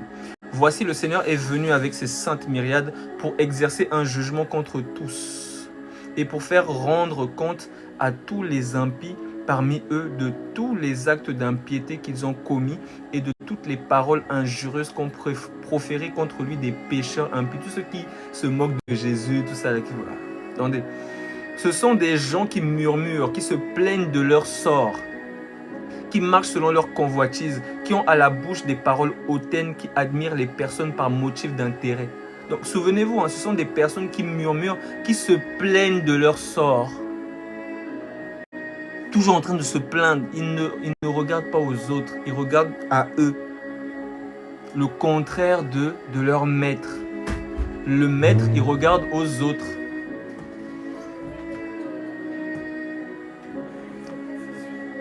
Ok, j'arrive.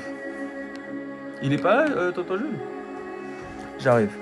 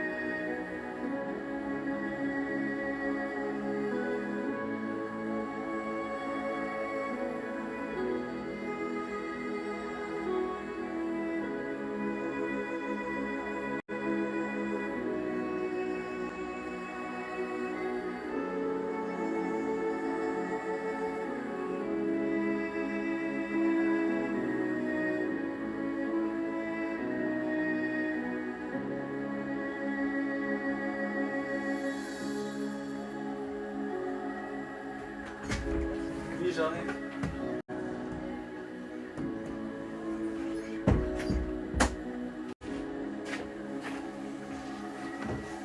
Désolé. Alors, je disais.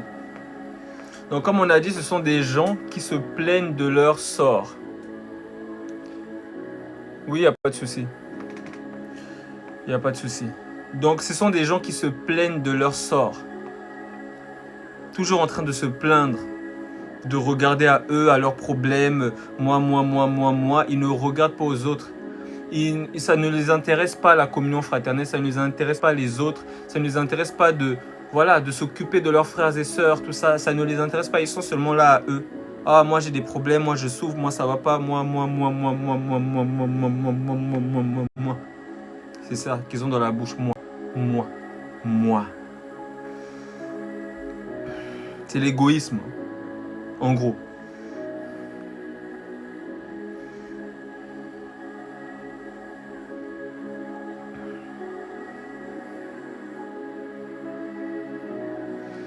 Matthieu 25, verset...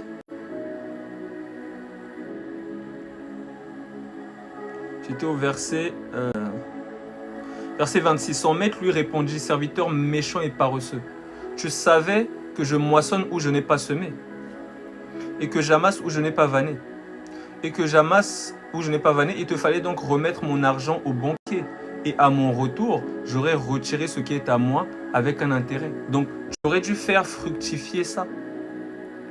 Comme les autres, travailler.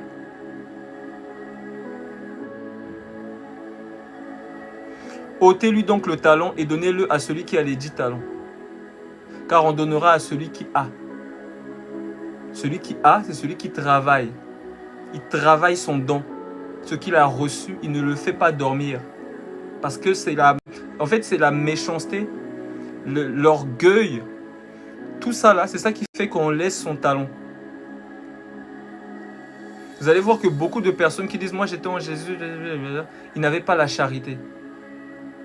Ils étaient plus concentrés sur leurs problèmes. Et tellement ils étaient concentrés sur leurs problèmes. « Oh, il y a trop de problèmes, c'est bon, j'arrête. » Comme ils n'ont pas la charité pour s'occuper des autres, de leurs frères et sœurs, déjà, ils n'ont même pas d'assemblée. Moi, je marche avec mon Jésus dans ma chambre. Bref. Donc, comme ils n'ont pas la charité, ils n'ont pas l'amour de leur prochain, ben, ils vont s'éteindre. Ils vont s'éteindre. Parce que quand un arbre, quand il est planté près d'un courant d'eau, il porte du fruit. Mais quand l'arbre fuit le courant d'eau, ben, il commence à sécher et mourir. Donc, il commence à s'éteindre. Et tu les vois dans le monde, voilà, dans toutes sortes de choses. Parce que des fois, ils vont te regarder, ils vont te dire, ah, toi, ça fait des années, tu es là, tu es toujours en feu. Mais comment ça se fait que tu es toujours zélé comme ça, là? Moi... Et oui, mais c'est parce que toi, tu n'aimes pas les gens. Tu ne penses qu'à toi. Tu n'as pas d'amour. Tu ne penses pas à aider les autres. Tu ne penses pas à répondre à tes frères. Tu n'as pas l'amour. Donc, comment tu veux tenir dans cette marche? Il n'y a que l'amour qui nous fait tenir dans cette marche. Parce qu'on aura toujours des tribulations. Donc, quand tu aimes t'occuper de tes frères et sœurs, tout ça, tu aimes les fortifier, leur donner la nourriture au temps convenable, tout ça, toutes ces choses-là, les visiter, tout ça, donner de ton argent aussi, tout ça là, ben, c'est ça qui te donne d'être toujours en feu. Mais quand tu regardes qu'à toi, ah, mais moi je souffre, ah, je suis trop combattu, ah, je reçois trop de flèches en ce moment, les démons, toujours les démons. Des fois, les démons, ils sont en vacances, ils sont à Miami.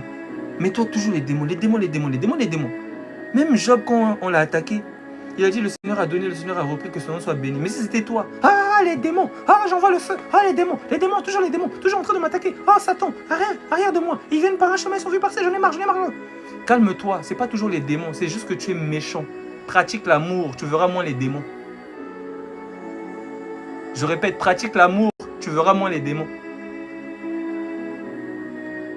Ôtez-lui donc le talent et donnez-le à celui qui a les 10 talents. Car on donnera à celui qui a, et il sera dans l'abondance. Mais à celui qui n'a pas, c'est-à-dire qui ne fait rien, on ôtera même ce qu'il a. Même ce qu'il croit avoir, on va enlever. Et le serviteur inutile, jetez-le dans les ténèbres du dehors. Vous avez compris, hein, j'espère que jusqu'à maintenant, on a compris que les dehors, là, les ténèbres, il y a les grincements dedans, c'est le lac de feu. C'est la colère à venir. Jetez-le. Donc quand il vient là, quand il revient, c'est pour mettre les gens soit dans son grenier, soit dans le feu. Donc c'est pour ça que le Seigneur Jésus-Christ est venu mourir à la croix. Afin que quiconque croit en lui, ben, n'aille pas dans le feu. La colère à venir.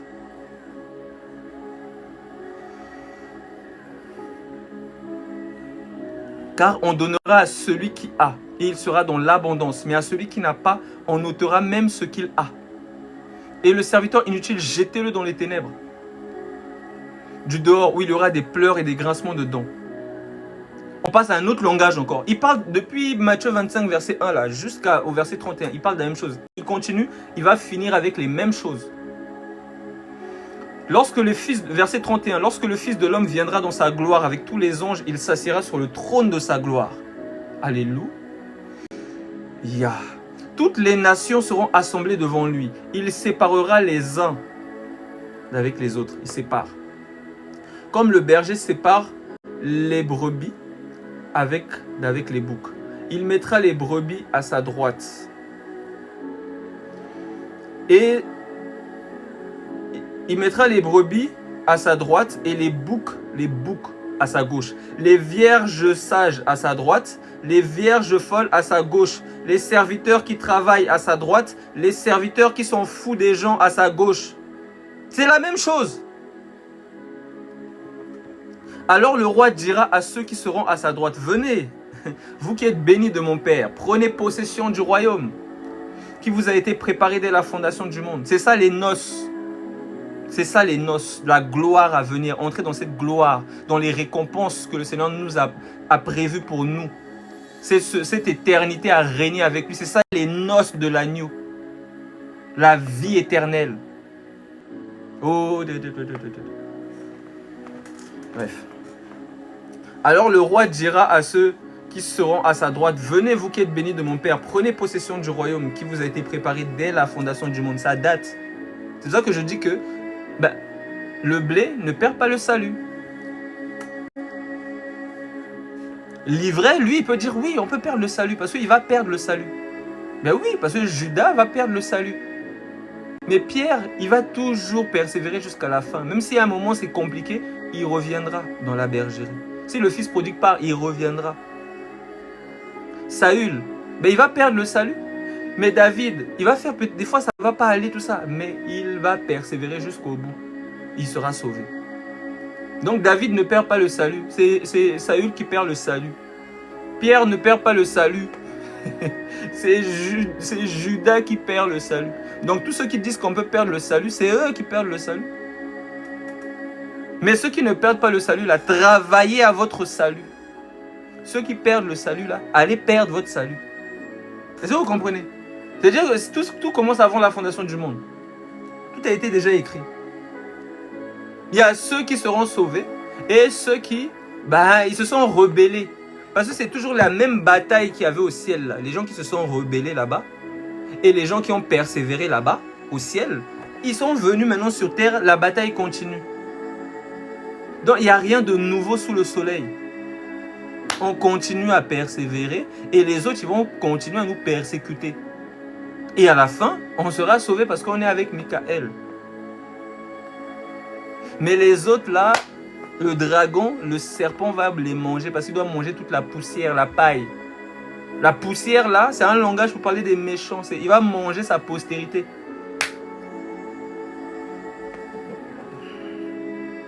On va enseigner. C'est parce que Satan fait tout pour que je ne puisse pas monter en live, tout ça, que je sois trop occupé, tout ça, le travail, tout. Mais, on va enseigner. Les gens vont se rêver. Satan, il va faire tout ce qu'il veut. Il va faire tout ce qu'il fait là, il va faire, mais c'est pas grave. Le Seigneur va frayer un chemin, il va ouvrir une porte. On parlera encore plus fort. Notre voix va encore s'étendre encore dans plus de rayons. À Jérusalem, en Judée, en Samarie, et jusqu'aux extrémités de la terre. Ça va aller. Alors le roi dira à ceux qui seront à sa droite, venez vous qui êtes bénis de mon Père, prenez possession du royaume qui vous a été préparé dès la fondation du monde. Car j'ai eu faim, vous m'avez donné à manger. Ah, mais c'est les œuvres de la foi. C'est ce que l'apôtre Jacques dit. Si quelqu'un te dit qu'il a faim, il a des difficultés à manger et tout, tu vas lui dire, ah, sois fortifié. Tu dis, mais attends, mais comment ça tu me dis sois fortifié? Comment tu... Mais non, tu dois l'aider. Si tu as de quoi l'aider, tu dois l'aider. Tu ne dois pas lui dire sois fortifié. Pourquoi tu fais ça? Donc c'est la méchanceté. Mais il y a des gens qui, eux, ont aidé. Ils n'ont pas regardé à eux, ils n'ont pas regardé, oh non, moi, j'ai des trucs à faire là. Ils ont aidé. Car j'ai eu faim et vous m'avez donné à manger. J'ai eu soif et vous m'avez donné à boire. C'est ça qu'on dit. Si vous donnez un verre d'eau au plus petit de mes disciples, vous ne perdrez pas votre récompense. Mais il y a des gens, ils méprisent les disciples, ils méprisent les serviteurs, ils méprisent. étranger et vous m'avez recueilli. J'étais nu et vous m'avez vêtu. J'étais malade et vous m'avez visité. J'étais en prison et vous êtes venus vers moi. Les justes lui répondront, Seigneur, quand t'avons-nous vu avoir faim? Où t'avons-nous donné à manger ou avoir soif? Où t'avons-nous donné à boire? À quel moment? Quand t'avons-nous vu étranger et t'avons-nous recueilli ou nu et t'avons-nous vêtu? Quand t'avons-nous vu malade ou en prison et sommes-nous allés vers toi? Et le roi leur répondra, je vous le dis en vérité. Toutes les fois que vous avez fait ces choses à l'un de ces plus petits de mes frères, c'est à moi que vous les avez faites. C'est à moi. Donc, ceux qui font leur vie dans leur coin, ils ne manifestent pas la charité envers leur prochain.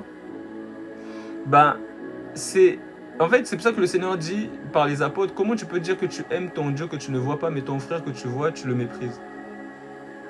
Je dis, tu es un menteur. Quand tu dis Jésus, je t'aime, tu es un menteur. Montre-moi ton amour par tes œuvres. Le Seigneur dit, celui qui m'aime garde mes commandements. Ça ne sert à rien de se mentir à soi-même. Les apôtres, ils ont dit, ne vous trompez pas vous-même par des faux raisonnements.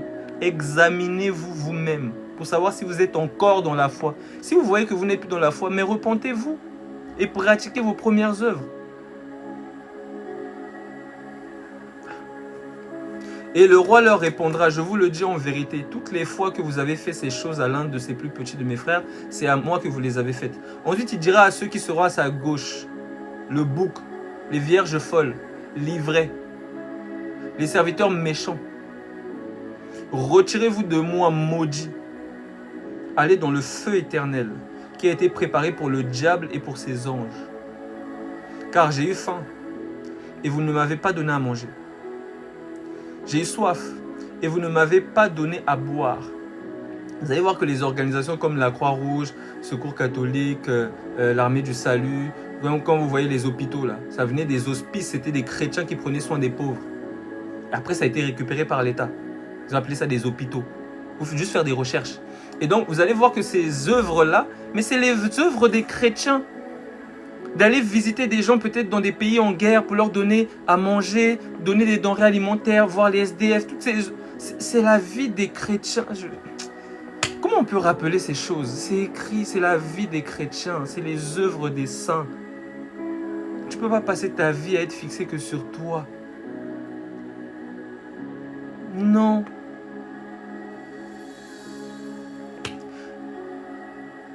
Maudit, retirez-vous de moi.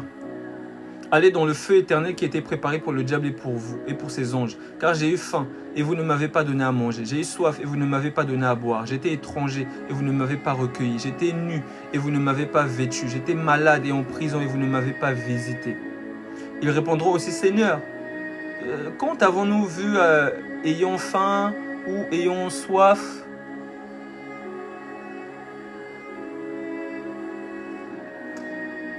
Ou ayant soif, ou étranger, ou nu, ou malade, ou en prison, et ne t'avons-nous pas assisté? Il leur répondra, je vous le dis en vérité, toutes les fois que vous n'avez pas fait ces choses à l'un de ces plus petits, c'est à moi que vous ne les avez pas faites. Et ceux-ci iront au châtiment éternel. Donc le feu, la colère à venir. Mais les justes à la vie éternelle. Donc c'est la même parabole du blé de l'ivraie, c'est la même dans Matthieu 25, c'est la même dans Matthieu 24, verset 46, en descendant. Et c'est aussi la même dans Matthieu 22, lorsqu'on parle de la parabole des noces. Si vous creusez, vous allez voir que c'est la même chose. Le Seigneur parle, essaie d'éveiller, de nous éveiller par des avertissements. Qu'il y aura un jugement. Non, il faut travailler. Il ne faut pas seulement dire je crois en Jésus. Il faut produire des œuvres. Et ces œuvres-là, normalement, ça doit être naturel. Mais si tu t'endors, si tu te dis ah je m'en fiche, si tu commences à attrister l'esprit, tu restes dans ton truc, tu restes dans tes affaires, tout ça, tu t'en fiches de tout. Mais tu vas t'éteindre. Ton feu va s'éteindre.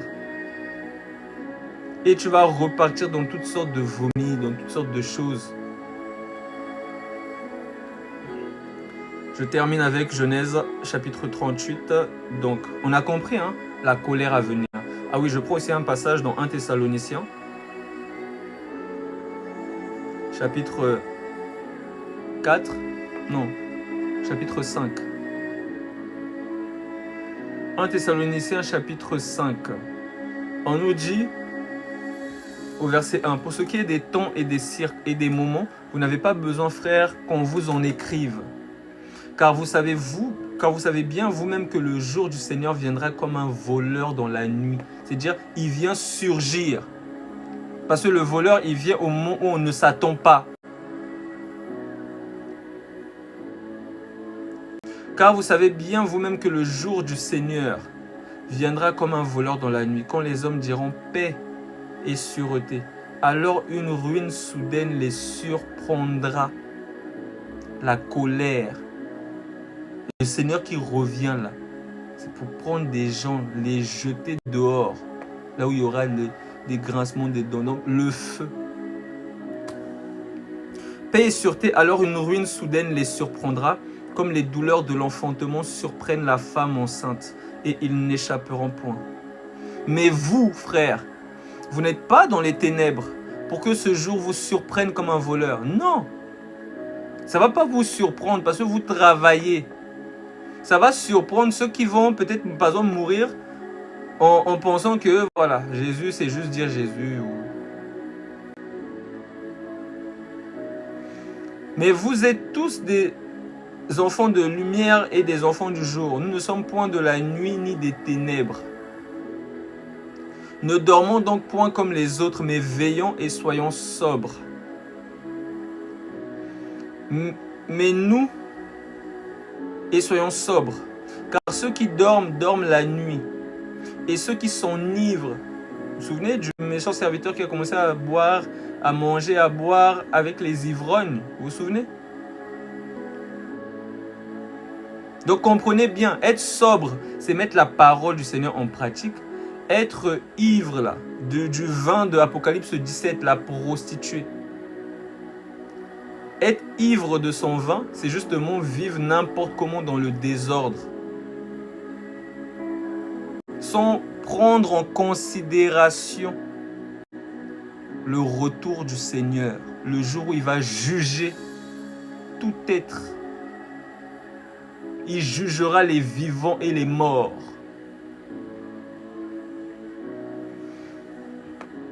Car ceux qui dorment, dorment la nuit, et ceux qui s'enivrent la nuit. Mais nous qui sommes du jour, soyons sobres, ayant revêtu la cuirasse de la foi et de la charité, car la foi et la charité sont deux sœurs jumelles.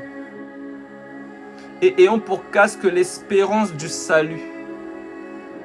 Car si tu espères au salut, mais tu vas travailler à ton salut. Mais si tu n'espères pas au salut, bah c'est tes œuvres qui vont montrer que tu n'espères pas. C'est pour ça que l'apôtre Paul dit, ils font profession de servir Dieu, mais ils le renient par leurs œuvres, étant méchants et abominables. Car, ayant pour casque l'espérance du salut, car Dieu ne nous a pas destinés à la colère, mais à l'acquisition du salut par notre Seigneur Jésus-Christ. Alors, je termine avec Genèse chapitre 38. On était, pour ceux qui sont vraiment concentrés, on s'était arrêté au verset...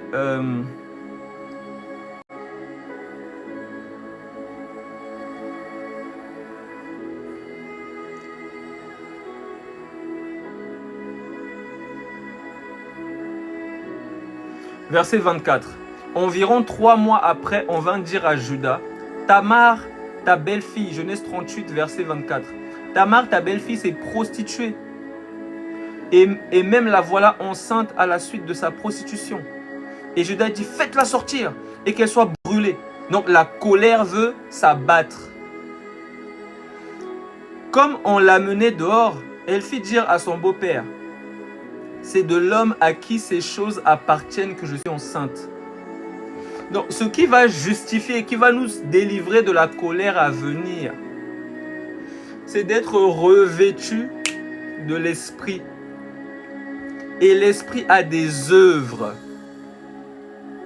Donc, quand il vient, s'il voit que l'esprit est en nous et que nous avons travaillé à notre salut, Alors il dit, ah mais oui, je te reconnais.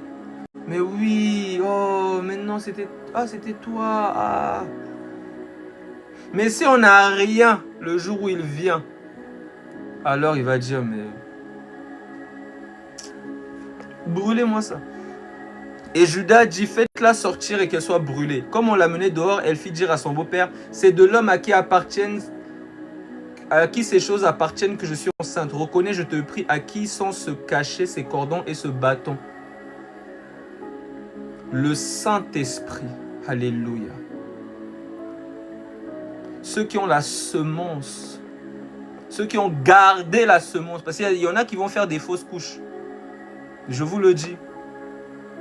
Il y en a qui vont faire des fausses couches.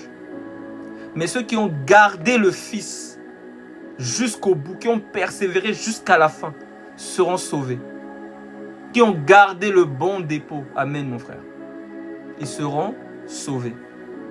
Garde le bon dépôt de la foi. Car quelques-uns ont perdu ce dépôt-là. De ce nombre sont Hyménée, Philette et plein de gens.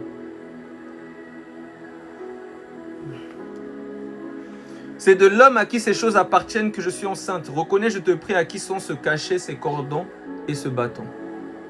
Judas les reconnut et dit, elle est moins coupable que moi. Alléluia. Elle n'est pas coupable. Mais non, parce qu'il a pris notre culpabilité. Il a pris justement notre iniquité, le châtiment qui nous était réservé. La colère à venir qui nous était réservée. Car tout homme doit aller à la colère. Parce que nous sommes tous des pécheurs. Mais Dieu a tant aimé le monde qu'il a donné son Fils unique afin que quiconque croit en lui ne périsse point, n'aille pas dans le feu, dans la colère, mais à la vie éternelle. C'est l'amour de Dieu pour l'humanité. Il laisse le temps à chacun. Il dit, je mets devant toi la vie et la mort. Choisis la vie. Il laisse le temps. Il est patient envers tous. Espérons que nous puissions nous repentir. Repentez-vous. Il attend. Il est patient. Parce que lorsque soit tu vas mourir, ou soit il va revenir, dans ces deux cas-là, c'est fini. Il n'y aura plus de négociation, de pardon, je ne sais pas quoi. Tu as eu tout le temps sur la terre d'accepter la vie et de vivre en nouveauté de vie. Tu as eu tout le temps. Mais tu as méprisé cela. Alors il est venu le jour où tu ne t'y attendais pas. Et venir le jour où tu ne t'y attends pas, ça peut aussi vouloir dire mourir. En étant justement dans le désordre et non en étant en train de travailler. Alors dans ce cas-là, si tu n'es pas dans le champ, comme Ruth, qui est en train de glaner dans le champ, et c'est là que Boaz va la voir. Si tu n'es pas dans le champ, tu ne vas pas entrer dans le royaume. Comme dit l'apôtre Paul, examinez-vous vous-même pour savoir si vous êtes encore dans la foi. Parce qu'il y a des gens, ils ne s'examinent pas, ils ne prennent jamais le temps de se regarder, de s'examiner. Pour eux, tout va bien, ils font même du déni. Non, mais moi, Jésus, il m'a aimé. Sois sincère avec toi-même. Examine-toi. Regarde ta vie. Parce qu'au dernier jour, il n'y aura pas de négociation. Tu auras la bouche fermée, Matthieu 22. Tu ne pourras rien dire quand on va te lier et te jeter dehors, là où il y aura des pleurs et des grincements de dents.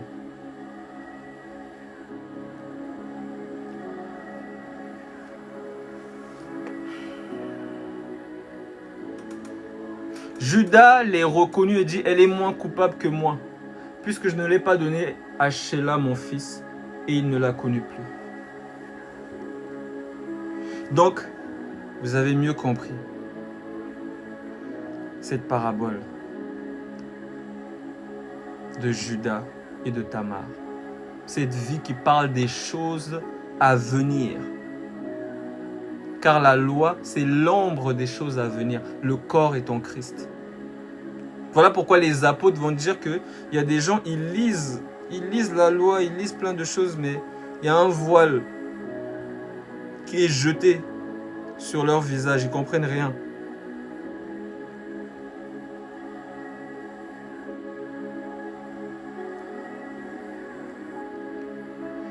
Déjà, il y a d'abord ceux où on nous dit, dans 2 Corinthiens 4, verset 3, « Si notre évangile est encore voilé, il est voilé pour ceux qui périssent. Pour les incrédules dont le Dieu de ce siècle a aveuglé l'intelligence, afin qu'ils ne voient pas briller la splendeur de l'évangile de la gloire de Christ, qui est l'image de Dieu. » Donc, ils ne voient pas. L'astre ne brille pas dans leur cœur.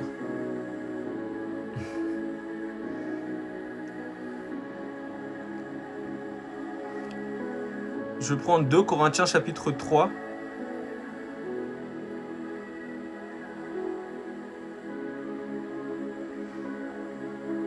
Verset 13. Verset 12. 2 Corinthiens 3, verset 12. « Ayant donc cette espérance, nous usons d'une grande liberté. Et nous ne faisons pas comme Moïse qui mettait un voile sur son visage, pour que les fils d'Israël ne fixassent pas les regards sur la fin de ce qui était passager, la loi. Mais ils sont devenus durs d'entendement. Car jusqu'à ce jour, le même voile demeure quand ils font la lecture de l'Ancien Testament. » Le même voile demeure lorsqu'ils font la lecture de l'Ancien Testament. Et il ne se lève pas parce que c'est en Christ qu'il disparaît. Il y a des gens, ils ont encore le cœur dur de la loi. C'est-à-dire quand ils lisent la loi, ils ne comprennent pas. Ils ne comprennent pas la loi. C'est comme ce que l'apôtre Paul dit dans Galates chapitre 4. Vous qui enseignez la loi, ne comprenez-vous donc pas la loi? Car Abraham eut 2 femmes.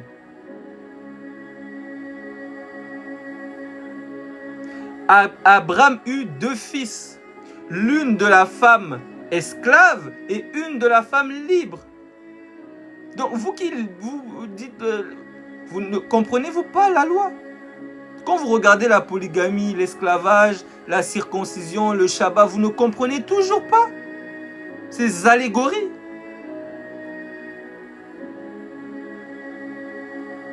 Mais bon, le Seigneur enseignera ses enfants. Mais lorsque les cœurs se...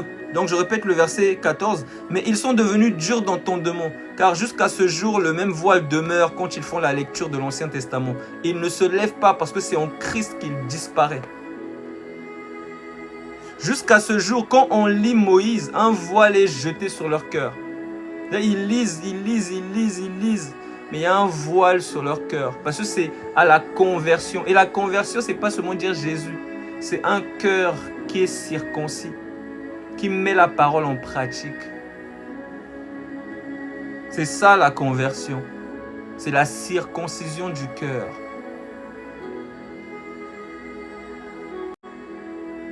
Je m'arrête là pour aujourd'hui.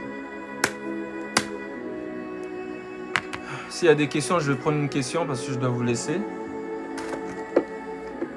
Mais je reviendrai par la grâce du Seigneur quand il permettra. Que le Seigneur vous bénisse abondamment. Abondamment. Et discerner. Amen. Discerner. Ayez du discernement. Ayez du discernement. Parce que je sais que les enfants du Seigneur, ils ont l'oreille. Non, il n'y a pas d'autre option. La nature a horreur du vide. La nature a horreur du vide. C'est-à-dire ce que là tu attends, quand tu dis qu'il n'y a pas d'autre option que ces 2 choses-là, bah, c'est le vide. La nature a horreur du vide. S'il n'y a pas le bien, il y a le mal. S'il n'y a pas le mal, il y a le bien. On ne peut pas être entre les deux. Donc, c'est soit la vie éternelle, soit la mort éternelle. Il n'y a pas de juste milieu. Ça n'existe pas. et ceux qui n'ont pas reçu la parole. Je te donne l'histoire, médite l'histoire de Actes chapitre 10, Corneille. Corneille n'avait pas reçu la parole. Mais maintenant, dans sa vie, parce que ce n'est pas une histoire d'abord de recevoir la parole, comprenez bien. J'ai expliqué que dans Matthieu chapitre 13, dans le champ, il y a le blé et il y a l'ivraie. Dans le champ. Et le champ, c'est le monde. Donc, dans le monde, là, le Seigneur regarde les fils de l'homme. Il observe les humains pour voir qui garde sa parole. Et la parole, c'est pas d'abord de prêcher. Non. Parce que vous pensez que la parole, c'est d'abord de prêcher. Non. Non. Le Seigneur regarde. Et quand c'est le moment, lui-même, quand il voit, il observe par exemple, comment il s'appelle, Corneille. Corneille, on nous dit qu'il faisait des aumônes au peuple, il craignait Dieu. Et le Seigneur juge que c'est le moment. Et il vient le visiter. Il lui dit, va écouter quelqu'un, il va te donner les paroles qui vont te sauver. Donc le Seigneur, il a dit, aucune brebis ne se perdra. Il connaît. Et l'évangile, quand tu regardes dans la Bible, tu vas voir que la parole de Dieu est arrivée partout. Toute la terre. Déjà à l'époque des apôtres. Alors à cette époque-là, qui n'a pas entendu parler de Jésus? Même des pygmées, si tu fais même des recherches, tu vas voir que même des pygmées qui sont dans la forêt, le Seigneur est parti visiter des pygmées. Il y a eu des réveils là-bas. La parole de Dieu, tu sais, celui qui est venu parler à Corneille là, c'est un esprit. Et cet esprit-là est vivant.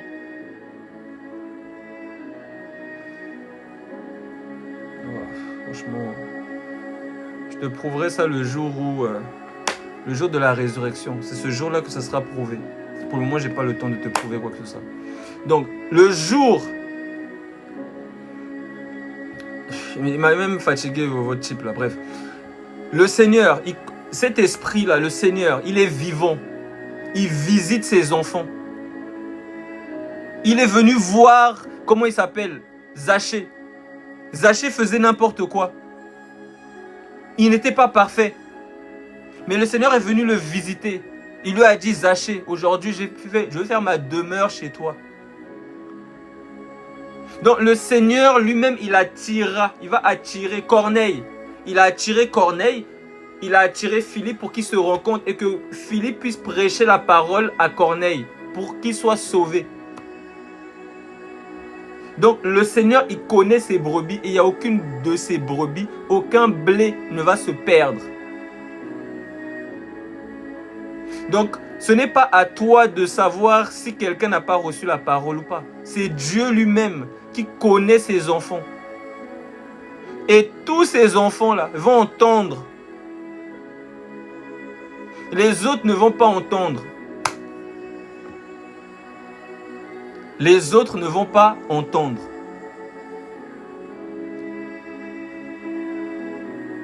Donc voilà, en tout cas, souvenez-vous que Dieu est vivant. Vous allez voir qu'il y a même des musulmans dans des pays musulmans. Le Seigneur vient se révéler à eux dans des songes. Il y a des réveils, hein. Vous n'êtes pas au courant parce qu'on n'en parle pas dans les journaux. Mais le Seigneur vient se révéler à des musulmans. Il vient leur parler en songe. Quand ils se réveillent, c'est là que leur vie est bouleversée. Ils vont être persécutés, on va les chasser de leur famille, ça va être compliqué. Parce qu'il est venu les visiter. Et il va les conduire dans une assemblée. Ils vont être enseignés. Moi, je connais des gens.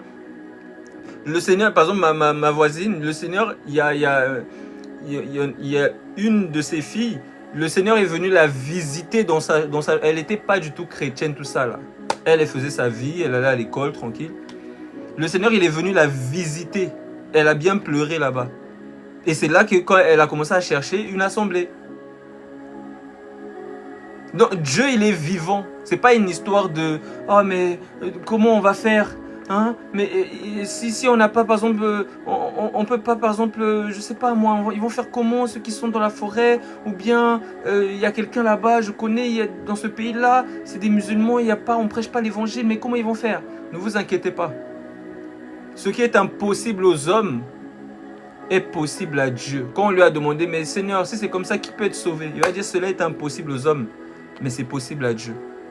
Donc, ne vous inquiétez pas pour les autres. Parce que quand le Seigneur allait à la croix, il y avait des femmes qui pleuraient, disaient, oh, pourquoi on va le tuer? Il dit, femme, ne pleurez pas sur moi, pleurez sur vous et sur vos enfants. C'est-à-dire, ne vous inquiétez pas pour ceux qui n'ont pas reçu l'évangile, inquiétez-vous pour vous-même d'abord. Comment ça se passe votre vie? Est-ce que vous avez accepté l'évangile? Est-ce que vous marchez dans la vérité? C'est d'abord ça. Parce que c'est de là que tout découle. Le Seigneur, on vient le voir, on lui dit, les apôtres vont lui dire, les pharisiens vont lui dire, Seigneur, que devons-nous faire pour pratiquer les œuvres de Dieu? Le Seigneur va leur répondre, l'œuvre de Dieu, c'est que vous croyez en celui qui l'a envoyé. C'est ça l'œuvre de Dieu. Donc toi, le Seigneur te parle personnellement. On aurait pu dire au Seigneur, mais attends, mais pourquoi tu parles avec la femme samaritaine? Il y a des gens qui meurent là. Il parle avec toi déjà, toi. Il parle avec ton cœur. Donc écoute déjà ce qu'il dit. Et une fois que tu vas bien écouter, comme le fou de Gadara, là tu pourras aller. Mais si toi-même tu n'écoutes pas, ne t'inquiète pas pour les autres, inquiète-toi pour toi, pour ton âme. Donc voilà.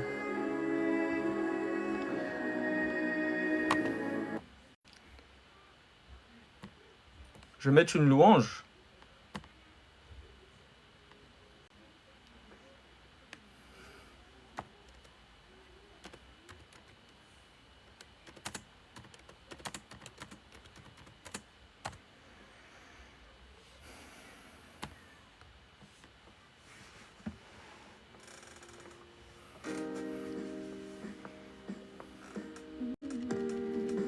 Que le Seigneur soit béni. Ah! J'ai fait 3 heures, on va encore me faire la guerre. On me dit, oh, toi, si tu fais tes lives, ils sont trop lents, 3 heures. Là, avant, je faisais 6 heures. J'ai baissé un peu. Faut me féliciter, hein. Faut pas s'énerver maintenant.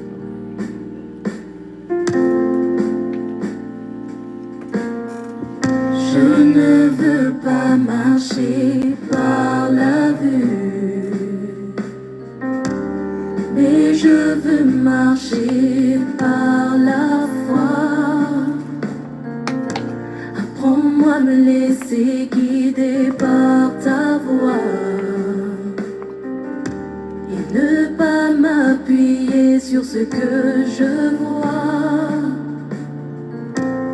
Fais que ma foi devienne inébranlable, et peu importe par quoi je passe, je reconnais que tu es Elohim. Ça se voit que tu n'as pas suivi le live depuis le début. Hein, parce que depuis que je parle, depuis que j'ai commencé le live, je ne fais que parler du chéri. Toujours là, même si je ne te vois pas, ta présence est indéniable. Oh, oh, oh. Je ne veux pas marcher par la vue, mais je veux marcher par la foi. Apprends-moi à me laisser guider par ta voix et ne pas m'appuyer sur ce que je vois. Fais que ma foi devienne inébranlable, et peu importe par quoi je passe, je reconnais que tu es Elohim. Toujours là, même si je ne te vois pas, ta présence est indéniable. Oh, oh, oh. Marque mon esprit de ton empreinte, et que là où je sois, tu veilles sur moi. Fais que le doute ne prenne jamais le dessus. Non, non, je veux m'appuyer sur tes promesses. Et même si je ne comprends pas ta volonté, que je ne remette jamais en cause, divinité. Car qui sommes-nous pour te sonder ou pour contester avec toi, Elohim? Elohim, je te fais confiance. Ma foi repose sur ta puissance, car tu peux tout, rien n'est impossible à toi. Tu peux tout, rien n'est impossible à toi. Elohim, je te fais confiance. Ma foi repose sur ta puissance, car tu peux tout, rien n'est impossible à toi. Tu peux tout, rien n'est impossible à toi, Elohim.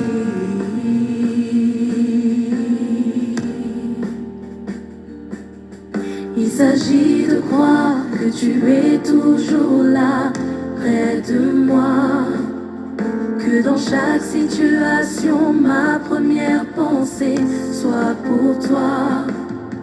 Que je ne doute jamais de ton amour et ton sacrifice, et que je marche sur la route que tu m'as tracée, et que je marche sur la route que tu m'as tracée. Il s'agit de croire que tu es toujours là, près de moi. Que dans chaque situation, ma première pensée soit pour toi. Que je ne doute jamais de ton amour et ton sacrifice, et que je marche sur la route que tu m'as tracée, et que je marche sur la route que tu m'as tracée. Elohim, je te fais confiance. Ma foi repose sur ta puissance, car tu peux tout, rien n'est impossible à toi. Tu peux tout, rien n'est impossible à toi. Elohim, je te fais confiance. Ma foi repose sur ta puissance, car tu peux tout, rien n'est impossible à toi. Tu peux tout, rien n'est impossible à toi, Elohim.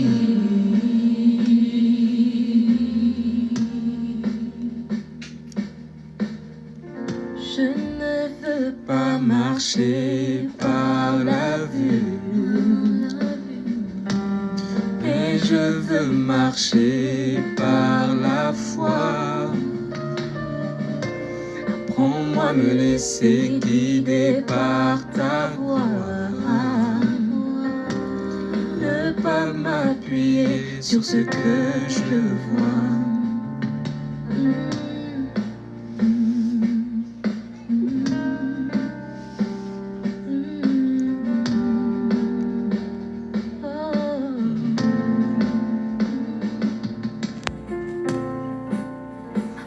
Dépend de toi, Adonai, je peux compter sur toi. Ma foi dépend de toi, Adonai, je peux compter sur toi. Le héros de ma vie, héros de ma vie. Adonai, je peux compter sur toi.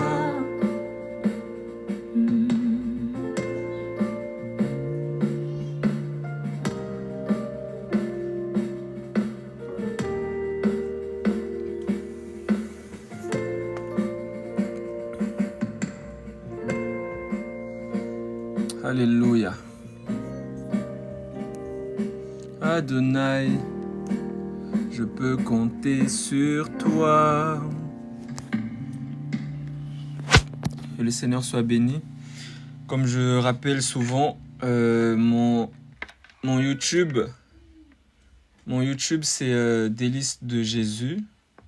Pour ceux qui veulent revoir l'enseignement qui n'était pas là, il y a d'autres enseignements. Et mon Instagram, c'est Délices de Yahweh. Délices. Délices de Yahweh, donc Délices de YHWH, parce que je dois faire aussi des lives sur Insta, mais bon, c'est pas le moment, on dirait pour le moment.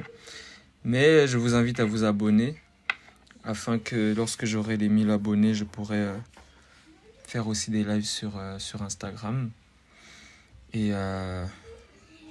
Et pour ceux qui n'ont pas aussi, qui n'ont pas d'assemblée, qui sont seuls, ben, n'hésitez pas à nous rejoindre. Je vais mettre aussi mon numéro.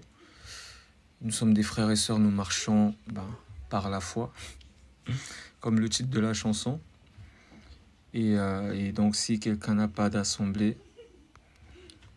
qu'il n'hésite pas. Nous avons les bras ouverts afin d'accueillir nos frères et sœurs et de marcher ensemble dans la foi. Donc voilà un peu, je pense que j'ai fait tout le récap. En tout cas, je vous souhaite une très bonne soirée. Que le Seigneur vous bénisse, qu'il nous garde tous dans la foi, dans la charité, dans le zèle, jusqu'au bout. Parce que la fin d'une chose vaut mieux que son commencement. Il y a des gens qui ont bien commencé, qui ont mal fini. Il y a des gens qui ont bien commencé et qui sont restés intègres jusqu'au bout. C'est pas tout le monde qui est obligé de se détourner, de partir en cacahuète.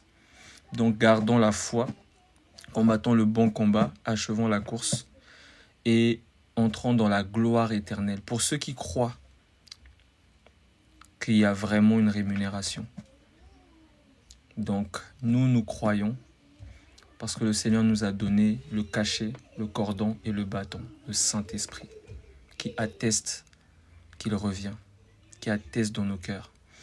Donc, gardez la foi, soyez fortifiés dans vos tribulations et ne marchez pas seul. Voilà pourquoi si quelqu'un est dans une assemblée, qu'il porte du fruit où il est. Si tu es seul, ne reste pas seul, ce n'est pas ton avantage. De toute façon, toi-même, tu le vois. Si tu es seul, toi-même, tu vois ta marche. Donc voilà, en tout cas, que le Seigneur vous bénisse. C'était votre frère Délices, un serviteur inutile. Shalom à tous.